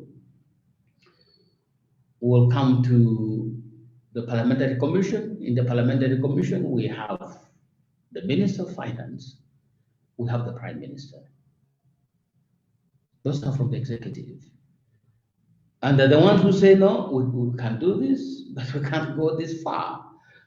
There are limitations like this. And then even when all that is done with the Parliamentary Commission meeting, we still meet with the President, who is the proposer of the budget. Because Parliament cannot propose a budget. So whatever is agreed is what the President proposes in the budget. So Parliament never proposed a budget. Parliament never proposed salaries or whatever increase for staff and members. No, it doesn't.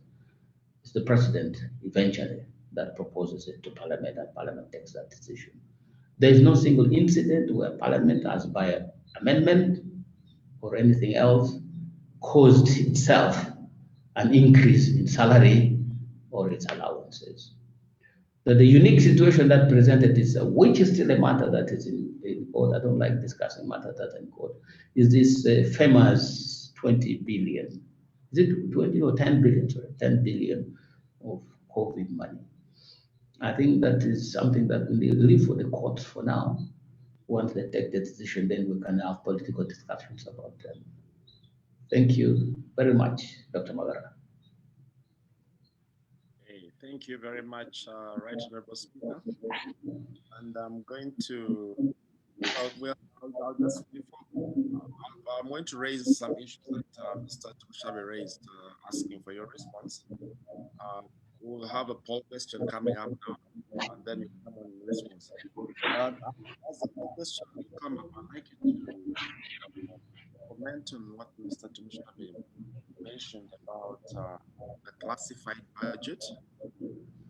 And also, there's a series of questions, maybe I'll read them afterwards, which have to do with cost. So let's have the poll questions, then we shall come back to you, Right Honorable Deputy Speaker.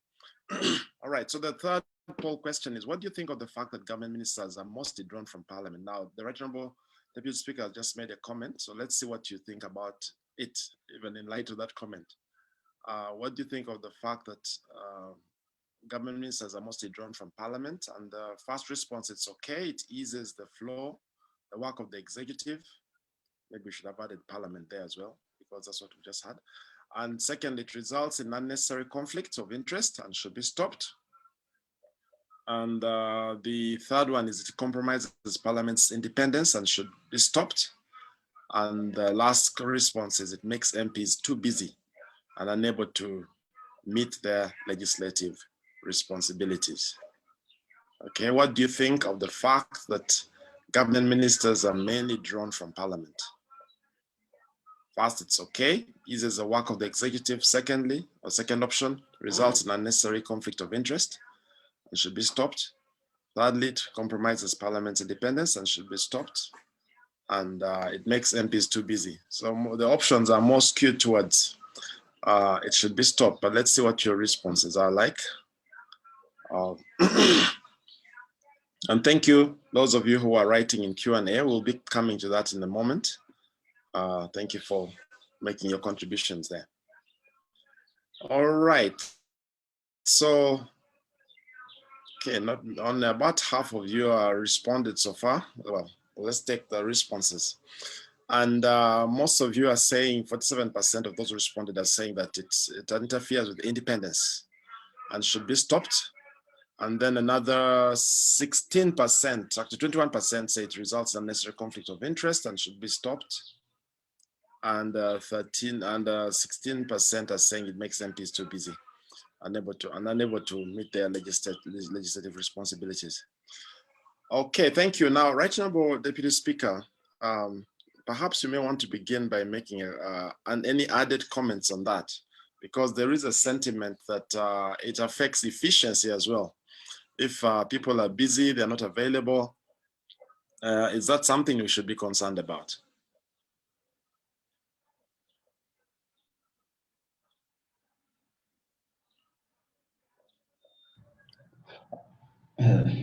This technology things.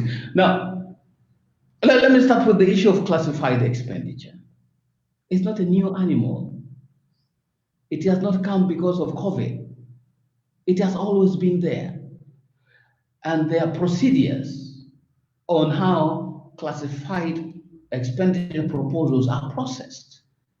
There is a committee on classified expenditure, a committee of Parliament on classified expenditure, comprised of, the composition is there. If you do your research, you'll find out. These are the people who sit and look into the details of what is being proposed. So it's not an opaque thing that nobody knows about, but people discuss it. And it still remains classified though. Classified for purposes which they use it for. You don't want to know what people are going to do. You don't know where they're going. You don't want to say, we are going to buy AK-47s. You don't want that discussion in Parliament, would you? We are going to buy tanks. No. Those are the category of things they call classified expenditure. The committee, where the members of Parliament will look at, I think there's a committee of 5 people who will look at the classified expenditure. You see, with the issue of separation of powers, it's I am not saying I'm for one system or the other. I am saying what works is what counts. And with the way we have been proceeding, it has worked. I have not seen anything negative about it. Now, when you talk about conflict of interest, I don't even know where that comes from. It's all about the public policy cycle. There is policy formulation, there is policy approval, there's policy implementation, and there's policy oversight. And these 4 in the public policy cycle run between these 2 arms of government. policy proposals or formulation is by the executive arm of government. It is only them that can propose policies, can formulate policies, not Parliament. If parliamentarians have any issue to do with the way of policy formulation, they'll pass it over, maybe through questions in Parliament, through other things. But they cannot of themselves propose policies to themselves. No, it's not possible. But all the things, policy formulation, is a mandate given to the executive arm of government. Once they have made those proposals, and this is the point I made earlier, it comes to Parliament for a process called policy approval. And many of you like to call it in a very uncomfortable way, say rubber stamp. It comes to Parliament, and I say the kind of questions that parliamentarians ask and the level of engagement that parliaments make to purify its intervention, its assessment of what is being proposed, is there. The public hearing component is key in this particular area.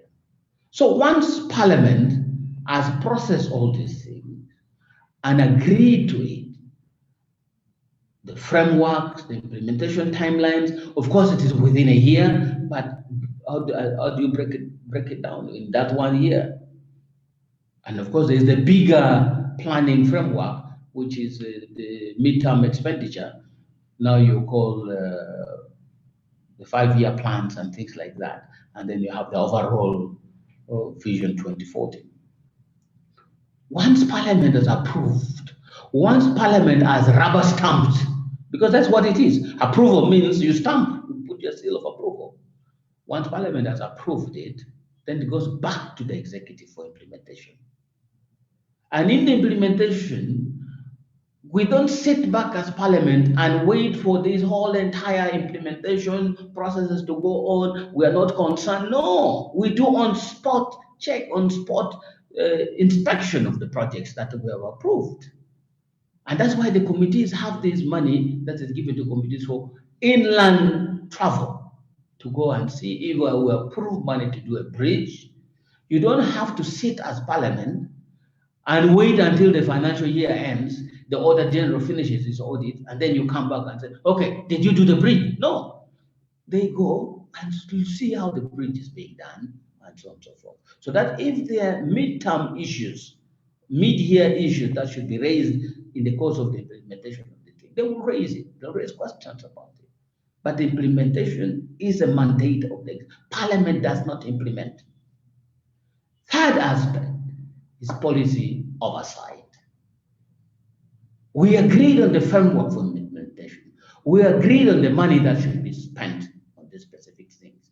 And with the frameworks are there, if you found that you needed to alter what you wanted to spend the money, the law is clear. You can do it by this and this and this, provided you're within the law. Did you do it? The Auditor General will have brought the books and will look at it.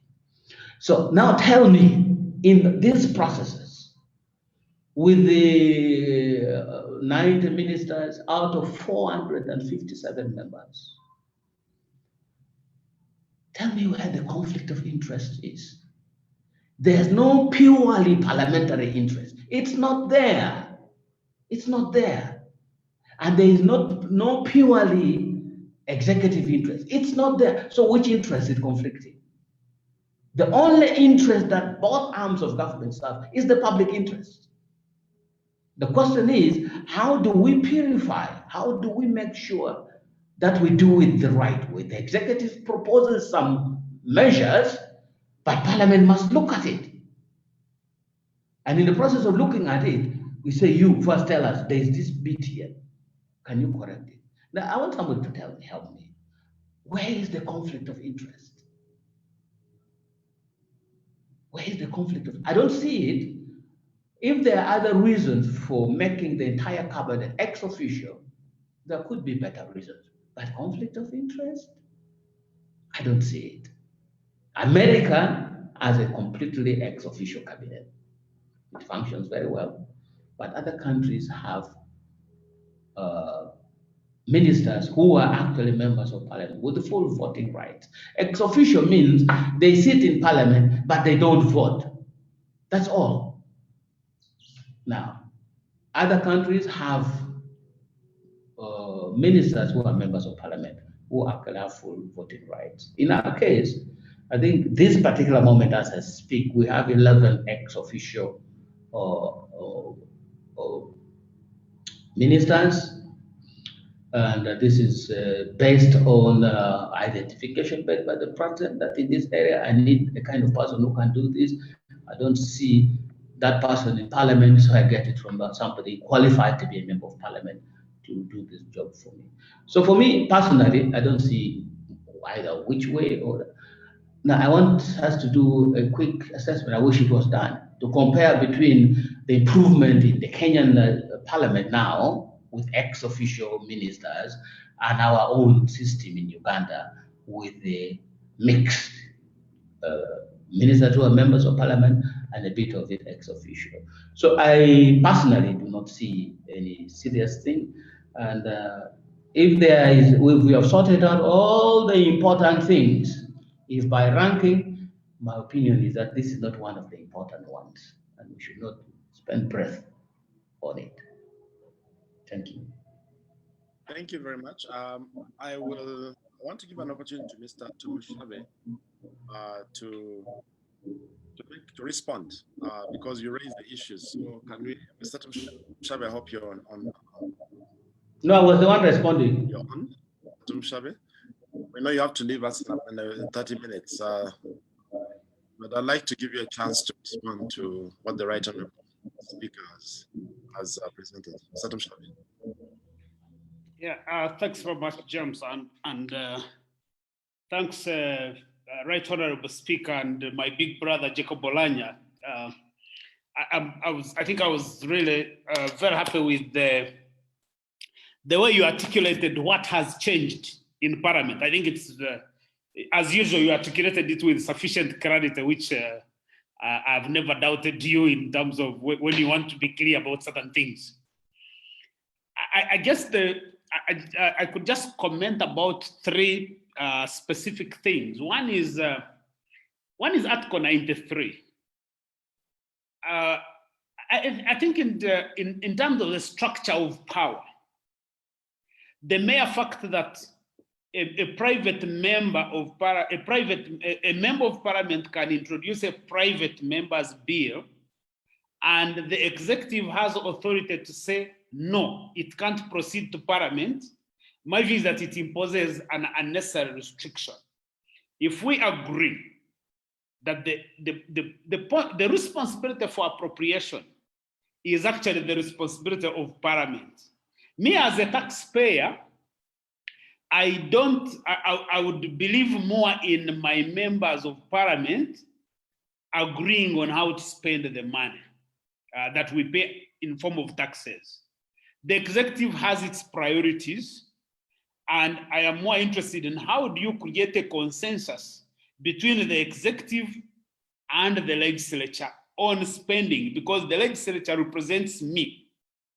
So to the extent that Article 93 empowers the Minister of Finance or the executive to stop a bill from proceeding for debate in Parliament, it becomes a restriction.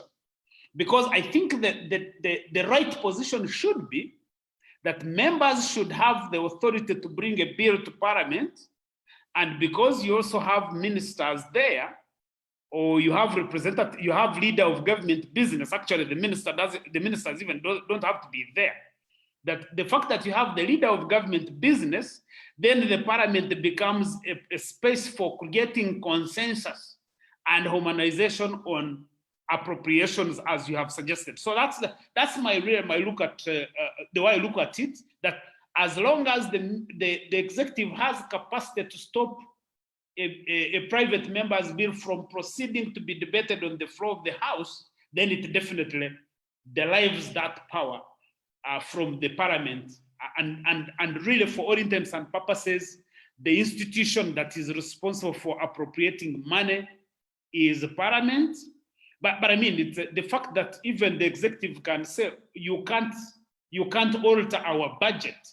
I find that quite an absurdity, because the executive should come to Parliament, negotiate with the legislators on these allocations. So the idea that you can't alter these allocations, I find it really an absurdity. The second point I would want to make, which is a general comment about the issues the Right Honorable Speaker raised, is these progressive things that you have mentioned in terms of what has changed. I think the point I was making is, when they have happened, they are only meaningful if they translate into tangible and intangible gains to me as a taxpayer or as a citizen who is represented.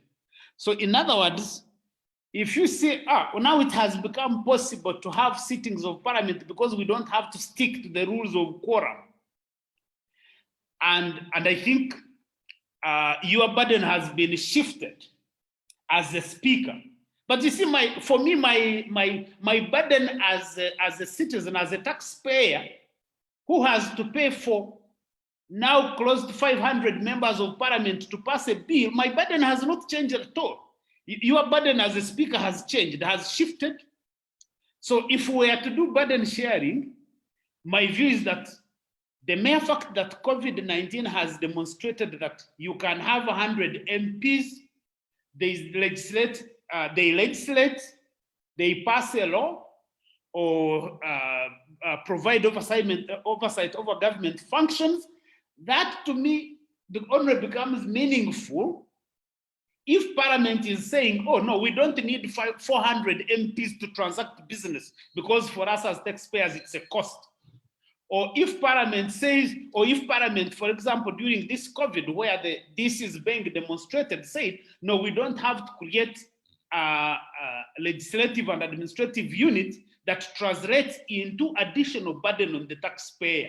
So me as an ordinary citizen, I take no excitement by the fact that you as a speaker, now you can conduct parliamentary business because you don't have to worry about the 2/3 majority. So that's really my point.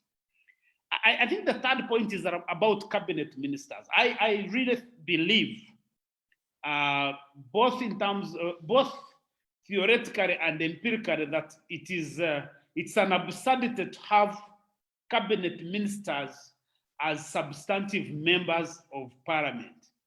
And I agree to your point of real-time responses. But I think you also alluded to this, that being ex-official members of Parliament actually allows them real-time responses. But the idea that a cabinet minister can sit in cabinet, first of all, a minister can propose a bill, take it to cabinet, it is discussed, it is adopted, bring it to Parliament, it is discussed and adopted, and then the same minister has to vote on the same bill. I find that as an absurdity in our construction of Parliament. I think it's you can't propose a bill, debate it in Parliament, and pass it and come and vote on it in Parliament. Would anybody expect that a cabinet minister who passed a bill and is bound by collective responsibility would come to Parliament and oppose it? Because, I think as Speaker, you could start off when there is a bill in Parliament where there is need for a vote, you could actually start off by listing cabinet ministers as positive votes. Because what would make a cabinet minister vote against the bills? And I don't think that we have seen a situation where a minister votes against a bill that has come out of the executive. I would need to cross-check that to see if there are such cases. But I think the point I want to emphasize that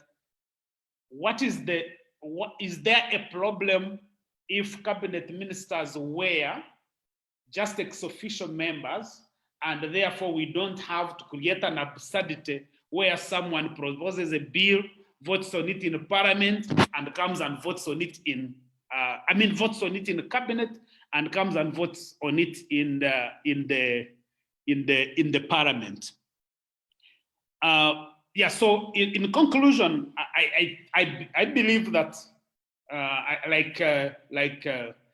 Benson and even Pius said, and you've emphasized, I think, yes, COVID-19 presented new opportunities. It has been disruptive in all for intents and purposes. It has presented new opportunities on how we do business, but those opportunities can only be meaningful if they translate into a more effective representation by the legislature, in which case it's about the taxpayers, it's about the citizens, a more robust, effective oversight. But actually, just to conclude on this issue of classified expenditure, I totally agree with you that classified expenditure is not some kind of oxymoron. I think it's done anywhere in any country.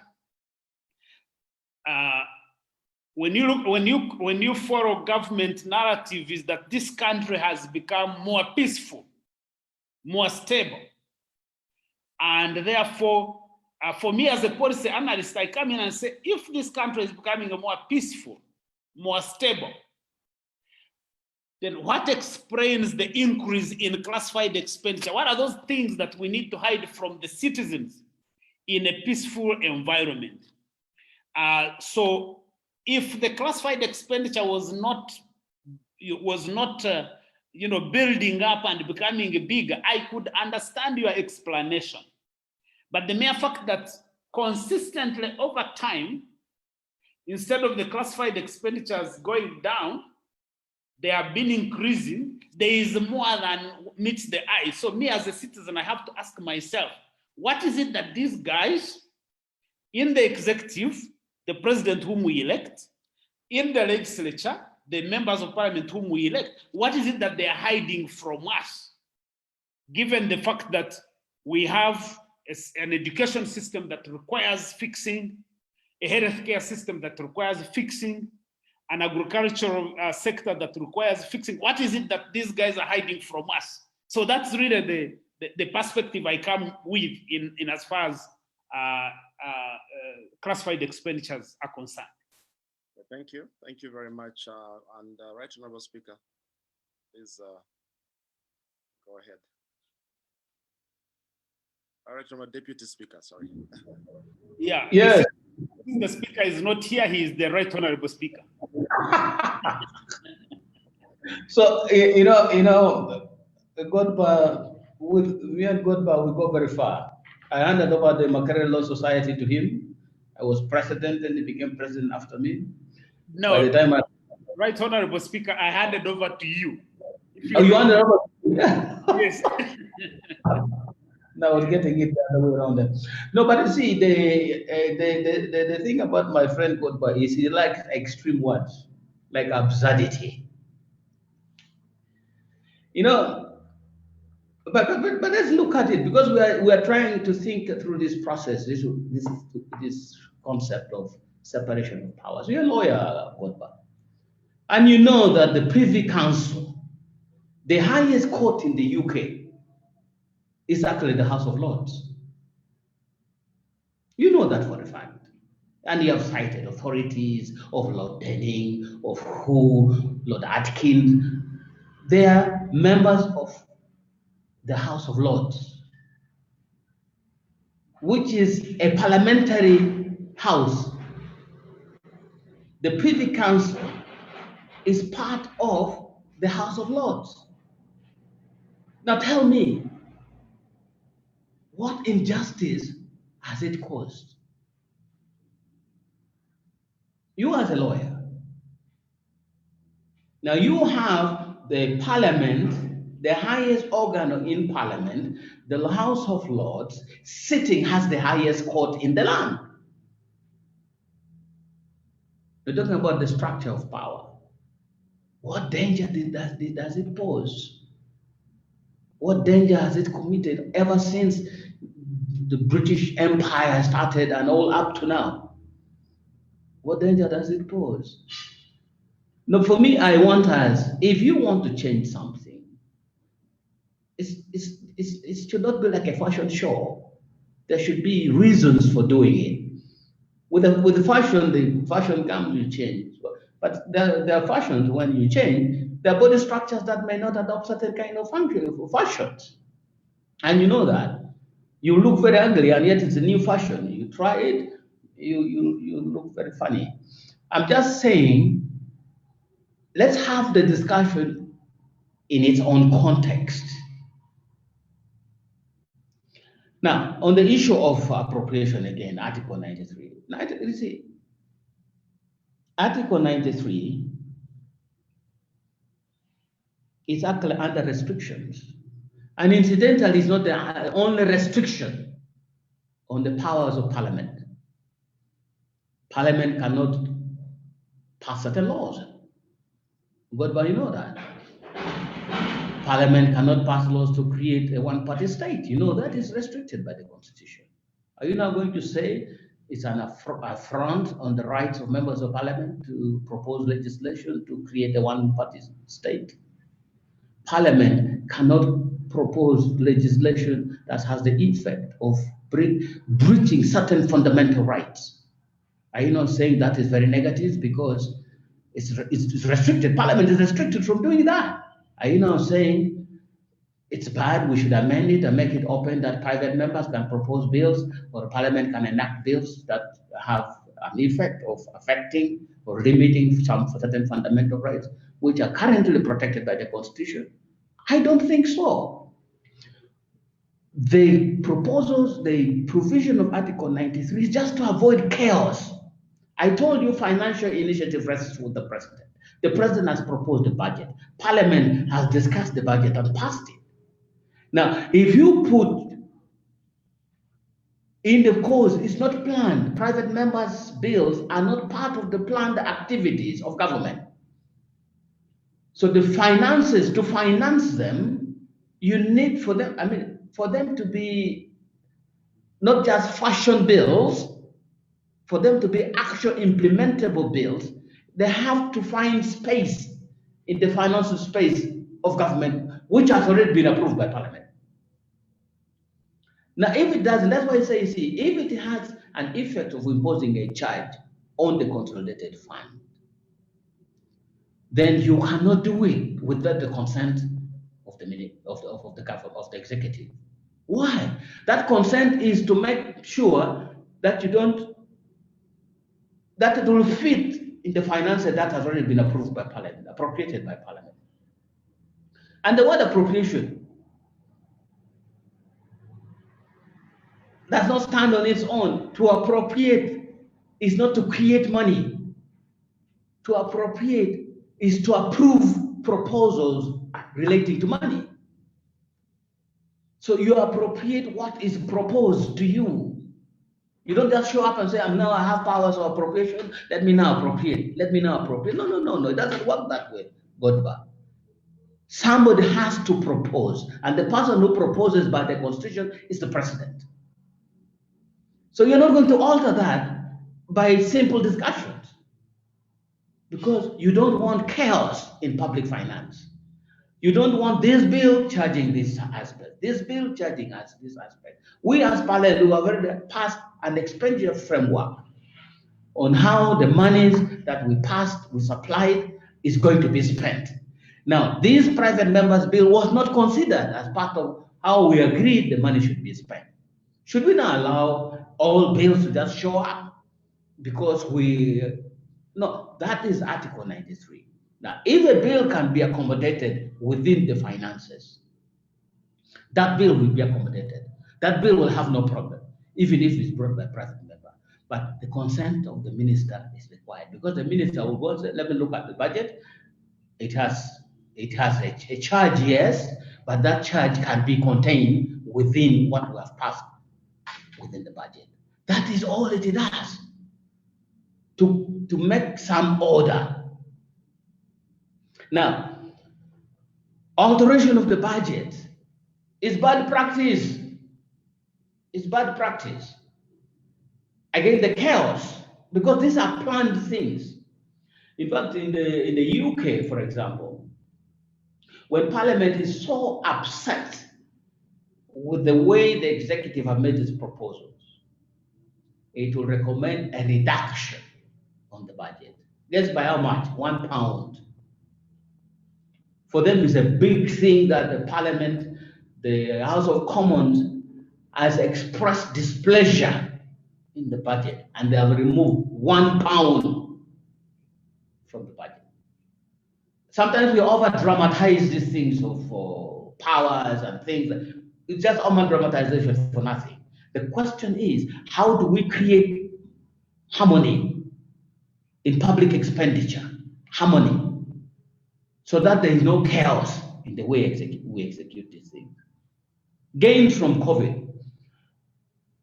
I say yes, the rules of quorum. I say the point you didn't make, you didn't put in your consideration is what I said.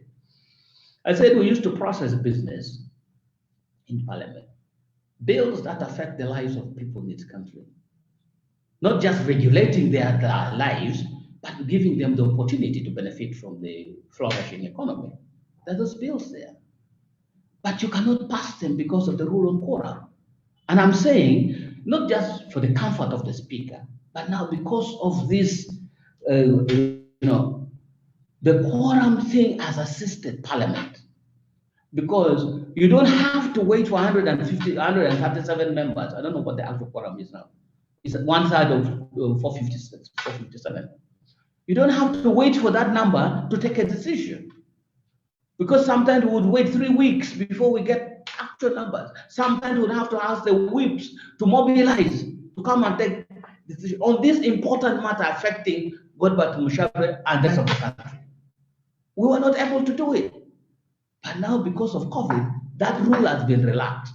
And if you look from the beginning of COVID up to now, just go and assess how many bills have been passed. How many fundamental laws have been passed? For example, the administration of the judiciary bill came at a time when quorum was a real challenge. But it has been processed and passed.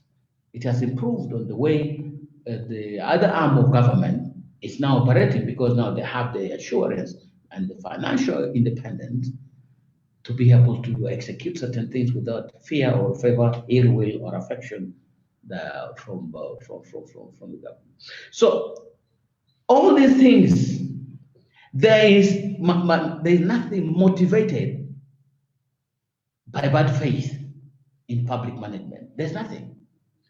If there are areas that should be improved, then the consideration should be that this has performed this far. And that's what we call, what is the word? There's a process of pre-legislative scrutiny. Those are where Parliament is looking at legislation. Before it passes it, it asks some questions, must get some answers, and make some proof. But there's also post-legislative scrutiny. Post-legislative scrutiny is about a law that is already in place. It has performed. Then you come back and assess it. But you say, has this law really performed maximally, effectively, to deal with the problems that we passed it to deal with? The Constitution has been there for this time. I've all the where is this coming from? Brenda? Hello? We can hear you, Honorable. You can hear me? It's a very good ringtone. Whose ringtone is that on my it has frozen my screen, so I can't see a thing. But what was I saying anyway? Oh, he's here. So if it has failed, if the law can no longer, some aspects have to be reviewed, then through post-legislative scrutiny, and you engage the godbirds of this world, who are experts in the policy matters, to come and say, we have reviewed this. This law has been in place. This particular practice has been in place. We think it can do better if certain things are altered. Then that it's processed through the normal process. and then changes are made to that legislation, or an amendment is made to the Constitution. If it is such that these restrictions don't make sense anymore, a constructive debate, but not a debate that is not based on the core principles of why they are there in the first place. And then all those things can be altered for the betterment of. If it is become that it's meaningless to have members of parliament who are actually ministers, I wouldn't call it an absurdity, but I would say if the arguments are overwhelming, why don't you have a complete ex officio cabinet? It will not cause the government to cease.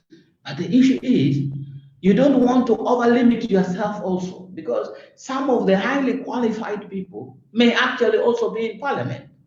So you don't want to tie your hands completely also.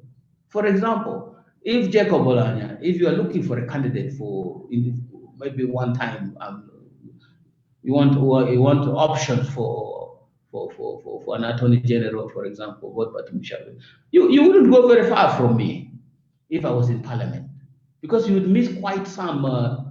So the thing is, from the appointing authority's perspective, you want his hand free to see the skills within people elected as members of parliament. And since he is not restricted from looking at skills that are outside parliament,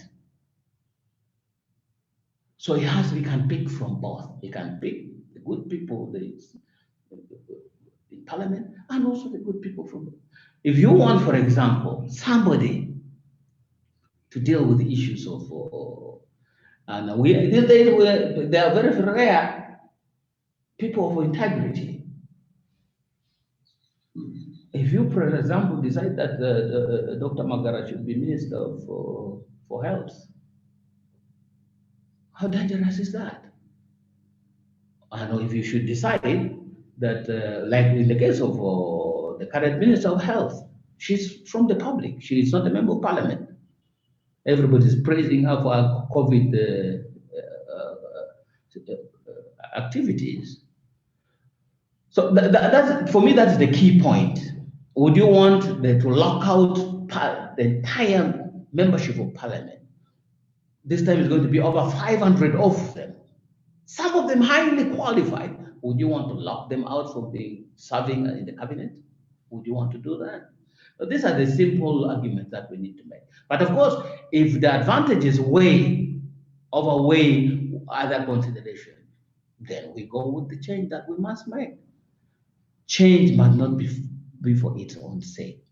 Change must be to improve on things that had reached a level where they were not moving anymore. So you want to change for better. You don't change because you want to change. You don't start breaking your door. This time I want the door on this side, so you break the wall. You must say, the airflow coming from this particular side, there is no cross ventilation. I must put a window here. I must do it here so there's cross ventilation. There must be a purpose in change. Change is not for change's own sake. It's for betterment of management of things. Thank you. Thank you very much,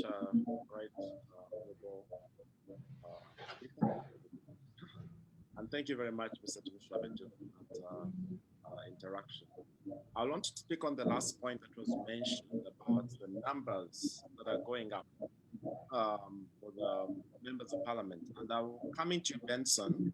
I'd like to hear your comments, because in the paper that you presented, you talked something about the numbers. And if we look at the chart, there are quite a number of concerns there.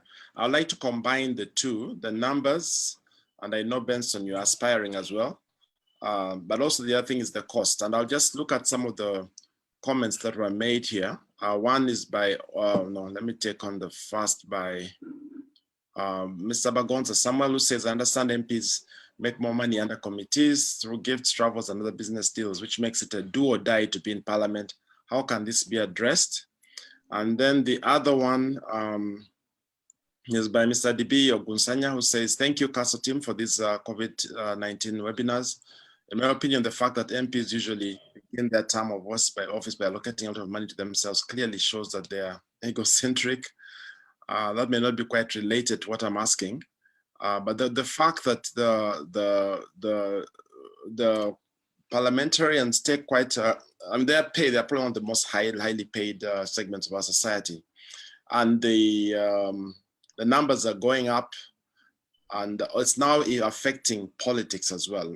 Christina Lupo says, what can be done to reduce the financial impediment to those aspiring to represent one's community in Parliament? It's estimated to be a minimum of 500 million and stretches to billions without the mentoring, without mentioning party or priorities. Now, I just want Benson, if you could make a comment about the cost of getting into Parliament, and tie that also and make a comment about the cost to the taxpayer of maintaining people in Parliament and the whole monetization of our politics.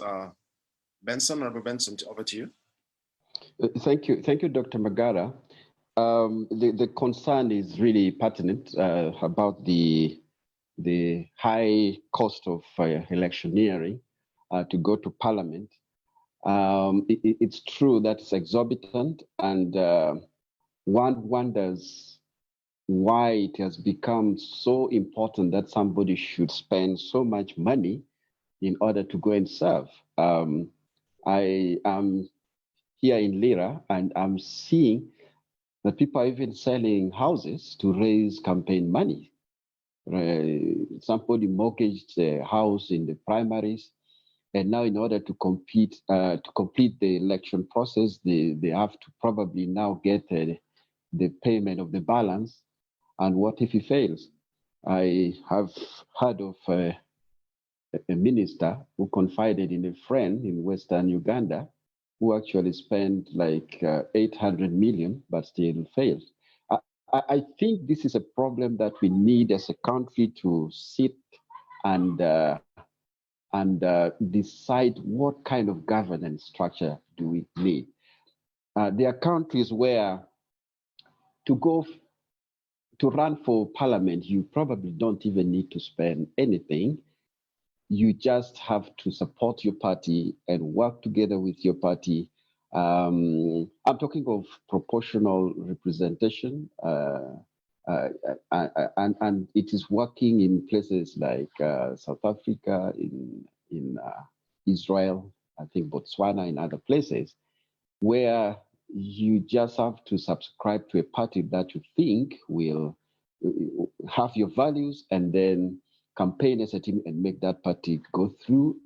And according to the numerical strength of the votes that you garner, you stand a chance of being, if you place highly, you stand a chance of being a member of parliament. But as it is, there will come a time where only those who have a lot of money but who may not have the substance will start filling that parliament. And the right honorable speaker, deputy speaker, is here. I've heard him a few times okay, it's a strong word to say complaining, voicing concerns about the quality of debate and the quality of members of parliament. That is the result that we are beginning to reap from such a thing. So it's a very serious matter. And the motivation to go to parliament, as I alluded earlier, could be the monuments that people hear. I hear some of them campaigning and saying members of parliament are paid 70 million shillings per month and so on. But that's absolutely not true. Much as it is reasonably high, it's probably just half of what people are talking about.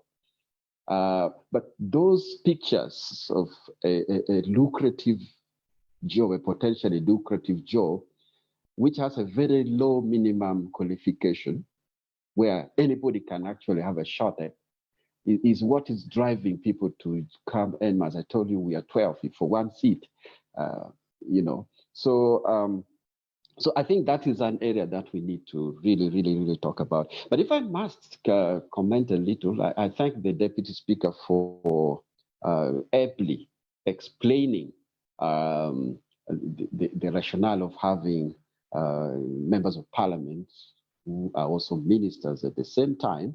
But if I may say briefly how it has been affecting Parliament, we're not saying it's totally bad, but it has some negative aspects to it.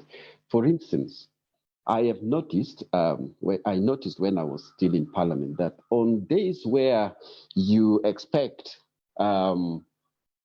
something to be passed which is of very high interest to government, there will be a special whip among cabinet members whose role is to whip members of cabinet to come and vote. Now, in the current cabinet, if we say we put together both the full cabinet ministers and the ministers of state, there are 80. Now, if you have 80 votes in the bag already, right? If you have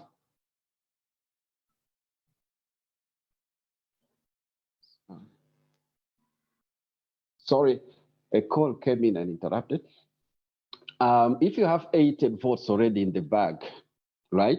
And with our kind of parliament where quorum used to be a problem, and the deputy minister talked about, you have 80 people and then you only need a few more from the backbench to get your votes. That is where the problem is. Yes, so we need to think about that. Then cabinet decides in cabinet and then come to parliament and vote en masse for whatever they have decided.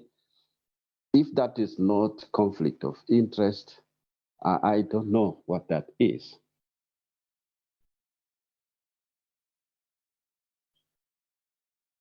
Thank you for your comments. We'll avoid going back into that conflict of interest discussion, but points are noted, both for and against.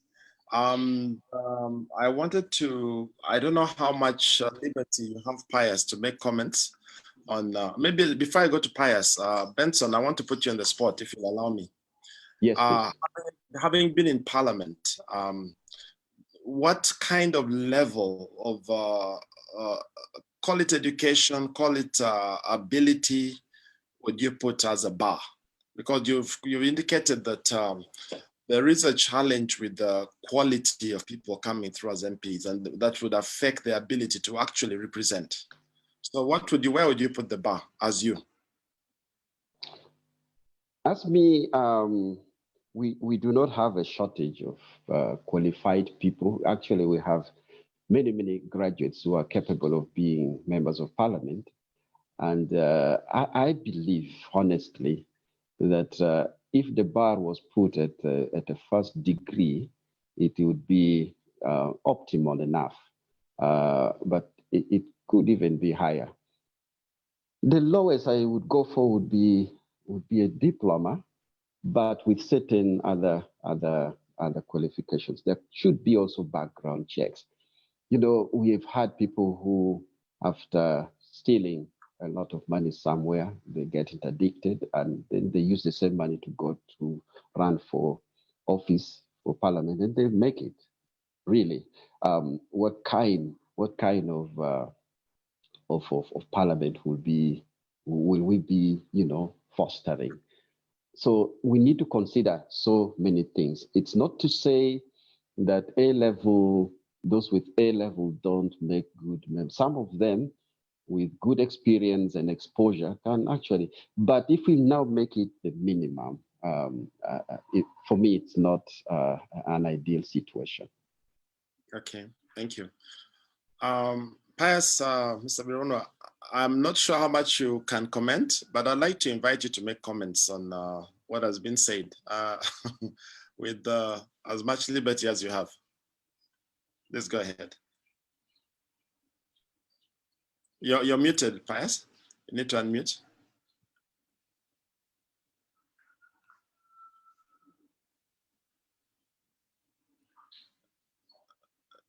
You are still muted.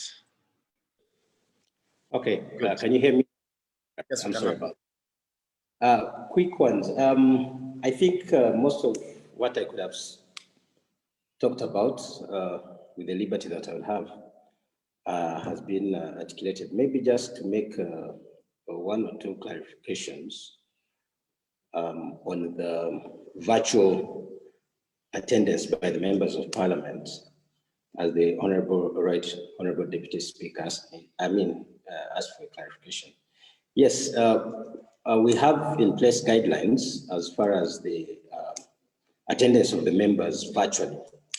What would happen is they register in advance the day before with the clerk to Parliament, so that the technical people can make room for them, the virtual room. And then the presiding officer, the speaker, is notified that Honorable so-and-so will be attending virtually. So during the plenary sitting, the speaker will give an opportunity when the member raises up their hand to speak, to address the House virtually and respond or participate and contribute to the debate. And that has been done. The Right Honourable Speaker, again, Deputy Speaker, highlighted the issue of the attendance by the 100 members and how they are selected. It is a challenge indeed, as he has said. But the guidelines that are in place emphasize that all members of Parliament should be given an opportunity to attend, and that's why it's on a rotational basis. In addition to the subject matter that's going to be debated, the whips are encouraged to make sure that all members of Parliament get an opportunity to attend and debate. It was intriguing when I had Dr. Ogwal Benson talk about the education qualifications. I don't know whether, I know he's a very avid researcher, and Godby, I think, has left us. But I don't know whether, I think that's what the Deputy Speaker has been emphasizing. You know, these days we do what we call evidence-based legislation. So are we sure, or we have evidence that a degree holder or a diploma holder debates and contributes better on the floor of Parliament than, say, a certificate holder or otherwise? So I think what the Deputy Speaker is emphasizing is that legislation has to be evidence-based to be appreciated. And yes, we can have sentiments, but I think it's important that we do it from the evidence-based point of view. I think the Article 93, I'll not go into that. The Deputy Speaker has spoken about it, as well as the problem that I mentioned earlier, that this is a matter that is subject to court interpretation at the moment. And we'll give, just to make a clarification of what Godba said earlier, that the Minister of Finance gives permission to a member. But if those who have been following the proceedings in Parliament, I think the Right Honourable Deputy Speaker in the past has guided the House that the Minister of Finance does not give permission under Article 93 or under the Public Finance Management Act through that certificate of financial implications. The Minister of Finance just indicates to the Parliament, to the Speaker, that this proposal has the following financial implications on the consolidated fund. And then the rules of procedure put it within the Speaker's mandate, presiding in the House, to determine whether reading the bill, reading the certificate of financial implications from the Minister of Finance, then whether that bill conforms to Article 93. So ultimately, when you read the rules of procedure, it would appear that the final determination is made by the presiding officer or the Speaker. I think that is as far as I can say on that. But then Godba also raised issues to do with the COVID pandemic, and asking that, yes, it's so good to say that we did the virtual, we amended the rules of procedure. But I think if you've been of people following the debates during the COVID era, you appreciate that members of Parliament really did engage with the executive in raising the concerns of their people. You know, for example, the border districts, the fishing communities, and the others, to give feedback to government as to the effectiveness of the interventions that were being made. So many times, I think one would need to appreciate what goes on in the House, on the Hansard, to know what the members of Parliament have actually debated.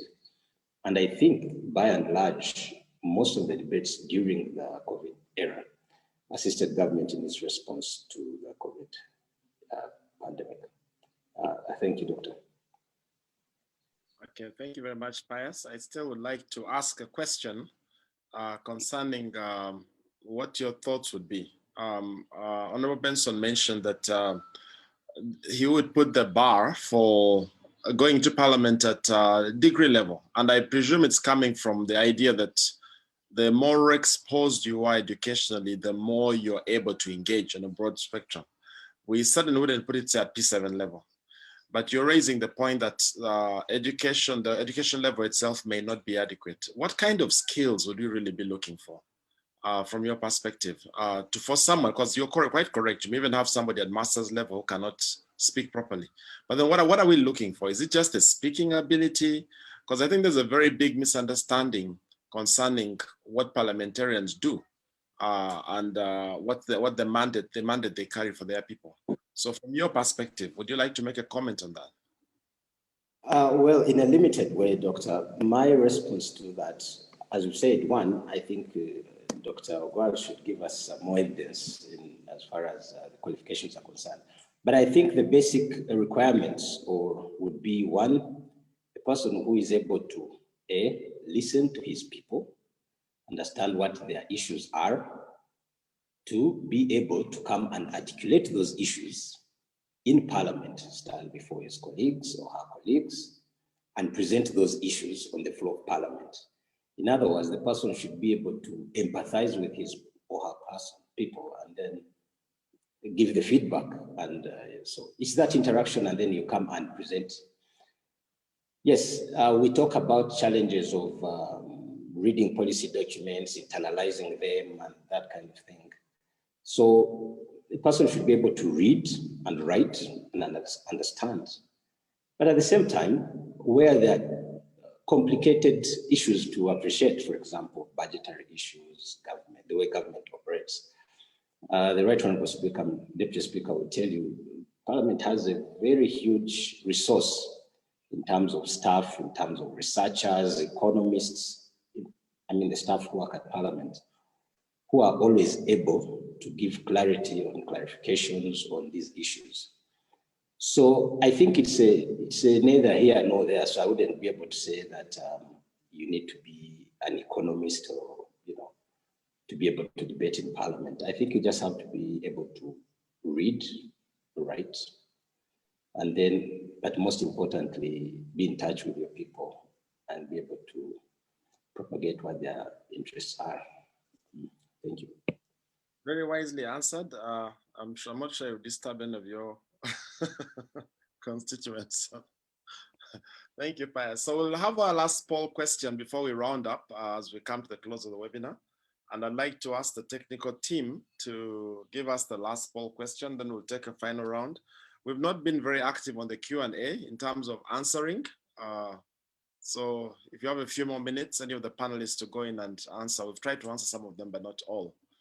All right, so the question, the last one, in your opinion, and based on everything you've heard this morning, the main challenge that is hindering the smooth running of parliamentary affairs is, and one is the large size of Parliament that limits the quality of something.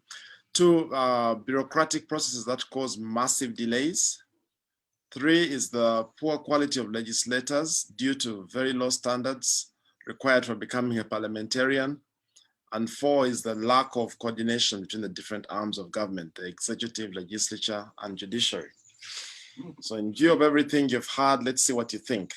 What do you think is the main challenge that is hindering or that hinders the smooth running of parliamentary affairs?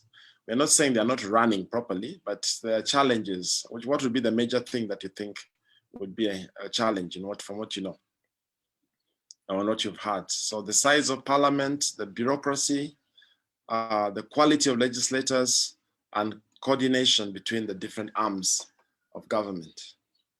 Let's see what you think. Okay, only 50% of you have voted so far. What is hindering the smooth running of of Parliamentary Affairs. All right, I'm going to close the poll. We can close the poll now. So still people are concerned about the quality of legislators. So that is something to look at. You've had some thoughts here about academic qualifications and then also about skills, the most needed skills for being able to be a good representative. The other point, that's 42%. 32% are mentioning the size of Parliament, 16% are looking at the bureaucracy, and 11% are looking at the lack of coordination between the various arms of government. Well, it's been a very, very educative morning, and we are coming to the close of this webinar. And what we normally would do is take a very quick round and give each one of you panelists a chance to give us your last word before we round up. So I'm going to, where should I start? I think I'll start with Benson. Let's hear from Benson. What are your last few comments, brief comments as we close? Your last word, Benson? Well, it's been a very, very fruitful discussions that we have had, and a lot of issues have been raised. Of course, the think piece had to last 20 minutes, and we couldn't bring every piece of information that would be relevant to us there. But having said that, I want to actually give it to Parliament and commend Parliament for what it has done during this period. Actually, we have dug deeper and found that Parliament did a lot, probably quite more than during normal times. We have the statistics based on 14 different categories of the things that happen in Parliament. And out of the 73 sittings, that spans from March when COVID, caused the lockdown up to September. So many things have happened. I will pick just one important one. For instance, the bills that have been enacted, 19. That's serious. That's good. Even in normal times, that may not be easily possible. Many ministerial statements have been considered, 73. Urgent questions that have been responded to, 142. So that's commendable work, and it shows that COVID actually can help us rethink so many things. I want to also say that much as Parliament does not have the power to change budgets here and there, they can influence how the budgetary allocations are made. I remember during the time when Honorable Dr. Christine Ondoa, who is actually here on this platform right now, when health systems were really breaking down and we were emphasizing roads, giving a lot of money for roads, we as members of Parliament just decided that before we pass the budget, we must see the budget for the Ministry of Health going up to a certain level, which we felt was reasonable. And it happened, because we say we are not going to pass the entire budget if this does not happen. Dr. Ondoa can bear me witness. I don't know how much, you did not give me how much time I could take, but I could go on. Time is up. Okay, so I had many issues too. But otherwise, I thank all of you for responding. These things that we come with as think piece is not crafted with a note of finality. We go back, refine them based on the discussions that we've had, and it doesn't end here, as you'll note later on when somebody talks about them. So I want to thank you, Dr. Magara, for hosting. I want to thank the Deputy Speaker for availing himself, and all the panelists who were here, and everybody who has been online from the beginning up to now. Thank you very much. Thank you very much. We were not, I think Mr. Tumushabe has left us. We had a lot of opportunity to speak though. So we won't get a final word from him. Mr. Biribonwa, what would be your final words? Thank you very much, Dr. Magara. Thank you very much, the panelists, the Right Honorable Deputy Speaker. I think it's a very important topic that we're having because it's important for people to appreciate and understand what Parliament is, understand its procedures and why those procedures are the way they are. But mainly the topic was about COVID and the response of Parliament. And I think we have agreed, all of us, that Parliament was able to stand up to the challenge and remain open, remain relevant, and remained representing their people. In spite of the challenges, they became innovative. Not perfect, but ongoing, and I think they've done a very good job. Many of the issues that have been raised will agree that they are of a general nature and they would still be pertinent, even with or without COVID. And as Dr. Ogwal has said, it's a continuing discussion and debate before we come up with what we think is a very good solution for our country. But as emphasized earlier, I think we should always try to look at evidence-based decision-making to help get what will work for us. Having said that, I would like to thank all the participants who have made it to this webinar, and especially CASO for giving us this opportunity to discuss what is important. Thank you very much. Thank you very much, Mr. Biribonwa. I noted you're a golfer. I hope you have a good golfing afternoon today. All right, we were not able to have Honorable Cecilia Ogwal. She was en route. I think she came in briefly and couldn't sustain the connection. And we'll now have the final word from our very special guest, the Right Honorable Deputy Speaker, Honorable Jacob Orlanya. Please give us the final word.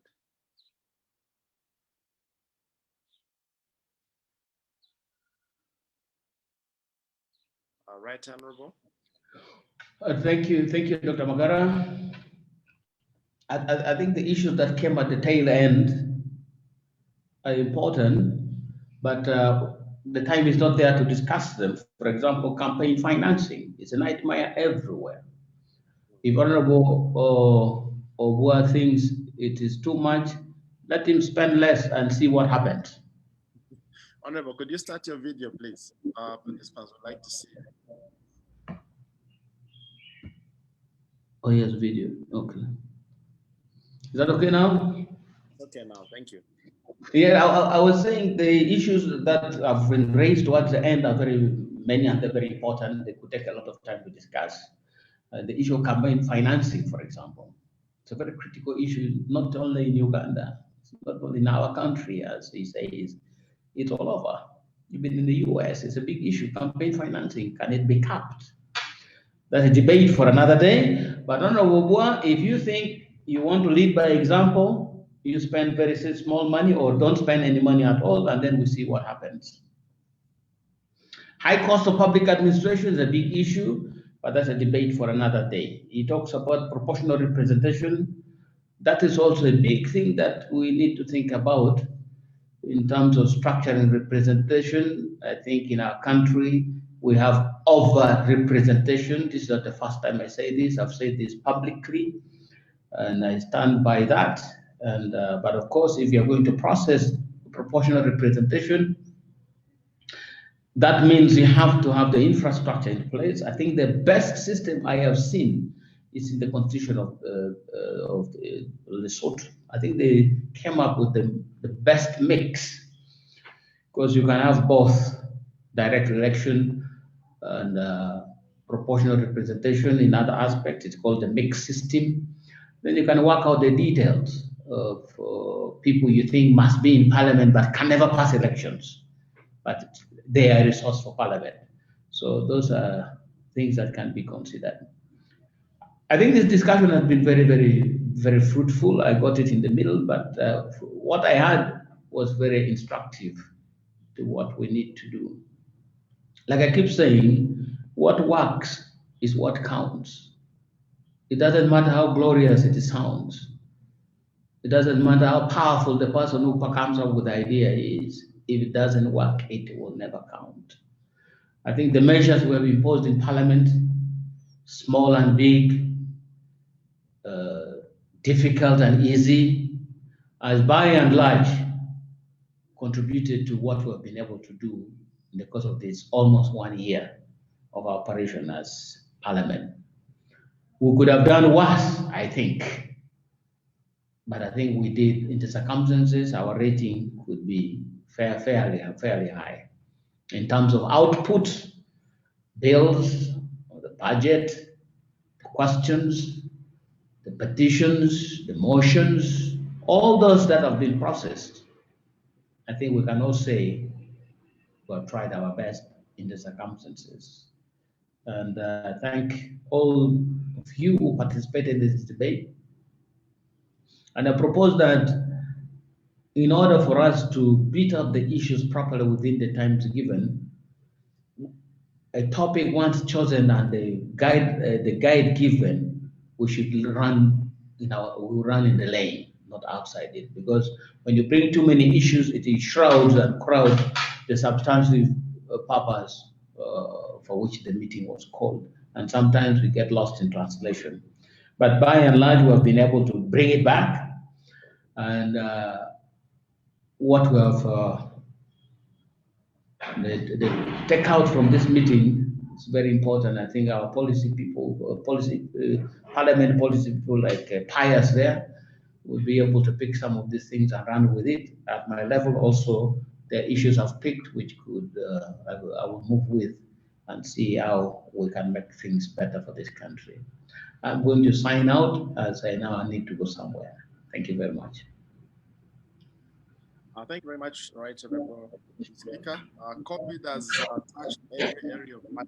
It's very difficult to keep in one lane because the moment you go to one lane of COVID, you find yourself in another one. So, but thank you very much. The comments are well taken. And I would like now to just thank everyone and recognize the participants who have spent this morning with us. Thank you very much once again, Right Honorable Deputy Speaker, Mr. Honorable Jacob Lokori Orlanya. Thank you to Mr. Godbert Tumushabe, who had to step out earlier. And thank you very much, Pius, as well. Mr. Pius Bilibonwa, the General Counsel, Parliament of Uganda.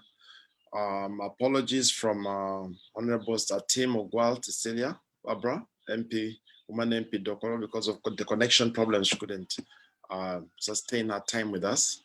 So thank you all very, very much for this morning. The ideas that have been generated here are being picked up, and I will be producing documents which we'll be sharing with relevant people.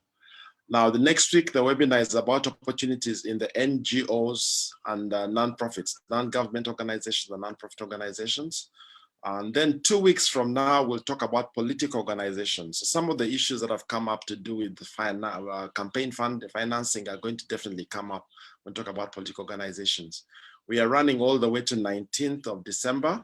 And so keep the journey with us. We have very interesting webinars coming up.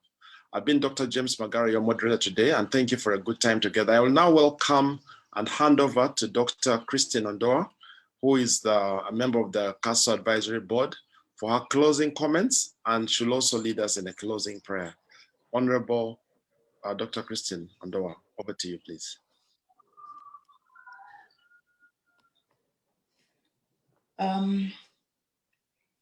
Thank you very, very much. Our chief guest, the Right Honorable Deputy Speaker of Parliament, Right Honorable Jacob Orlanya, the honorable members of Parliament, and all our panelists, and all those who were able to log into our webinar discussion. Dr. James Magara, in a way, has given most of the closing remarks, but I would like to thank again all of you for coming to be with us at this webinar. I pick a few key discussion points. Right Honorable Speaker of Parliament said, what works is what counts. He also said, Parliament does not have to be large in order to be effective, but what counts is how it's done and at what speed it's done. And he also said that the issue of quorum is now no longer a nightmare to him. And since COVID, they've been able to pass very many debate many legislations and pass many of those. I also want to recall a saying that victory does not come from the sharpest of swords, but from the strength of the holder. What COVID has taught us is that there are negative aspects, but also it has presented so many opportunities with which we have improved the way Parliament has been able to work. But one of the limitations, as discussed, could be the internet access and coverage, and probably one of the assignments Parliament will have to take up is whether and how to improve this access to the general population. For instance, in one of our webinar discussions, we suggested that could we rediscuss the OTT so that an average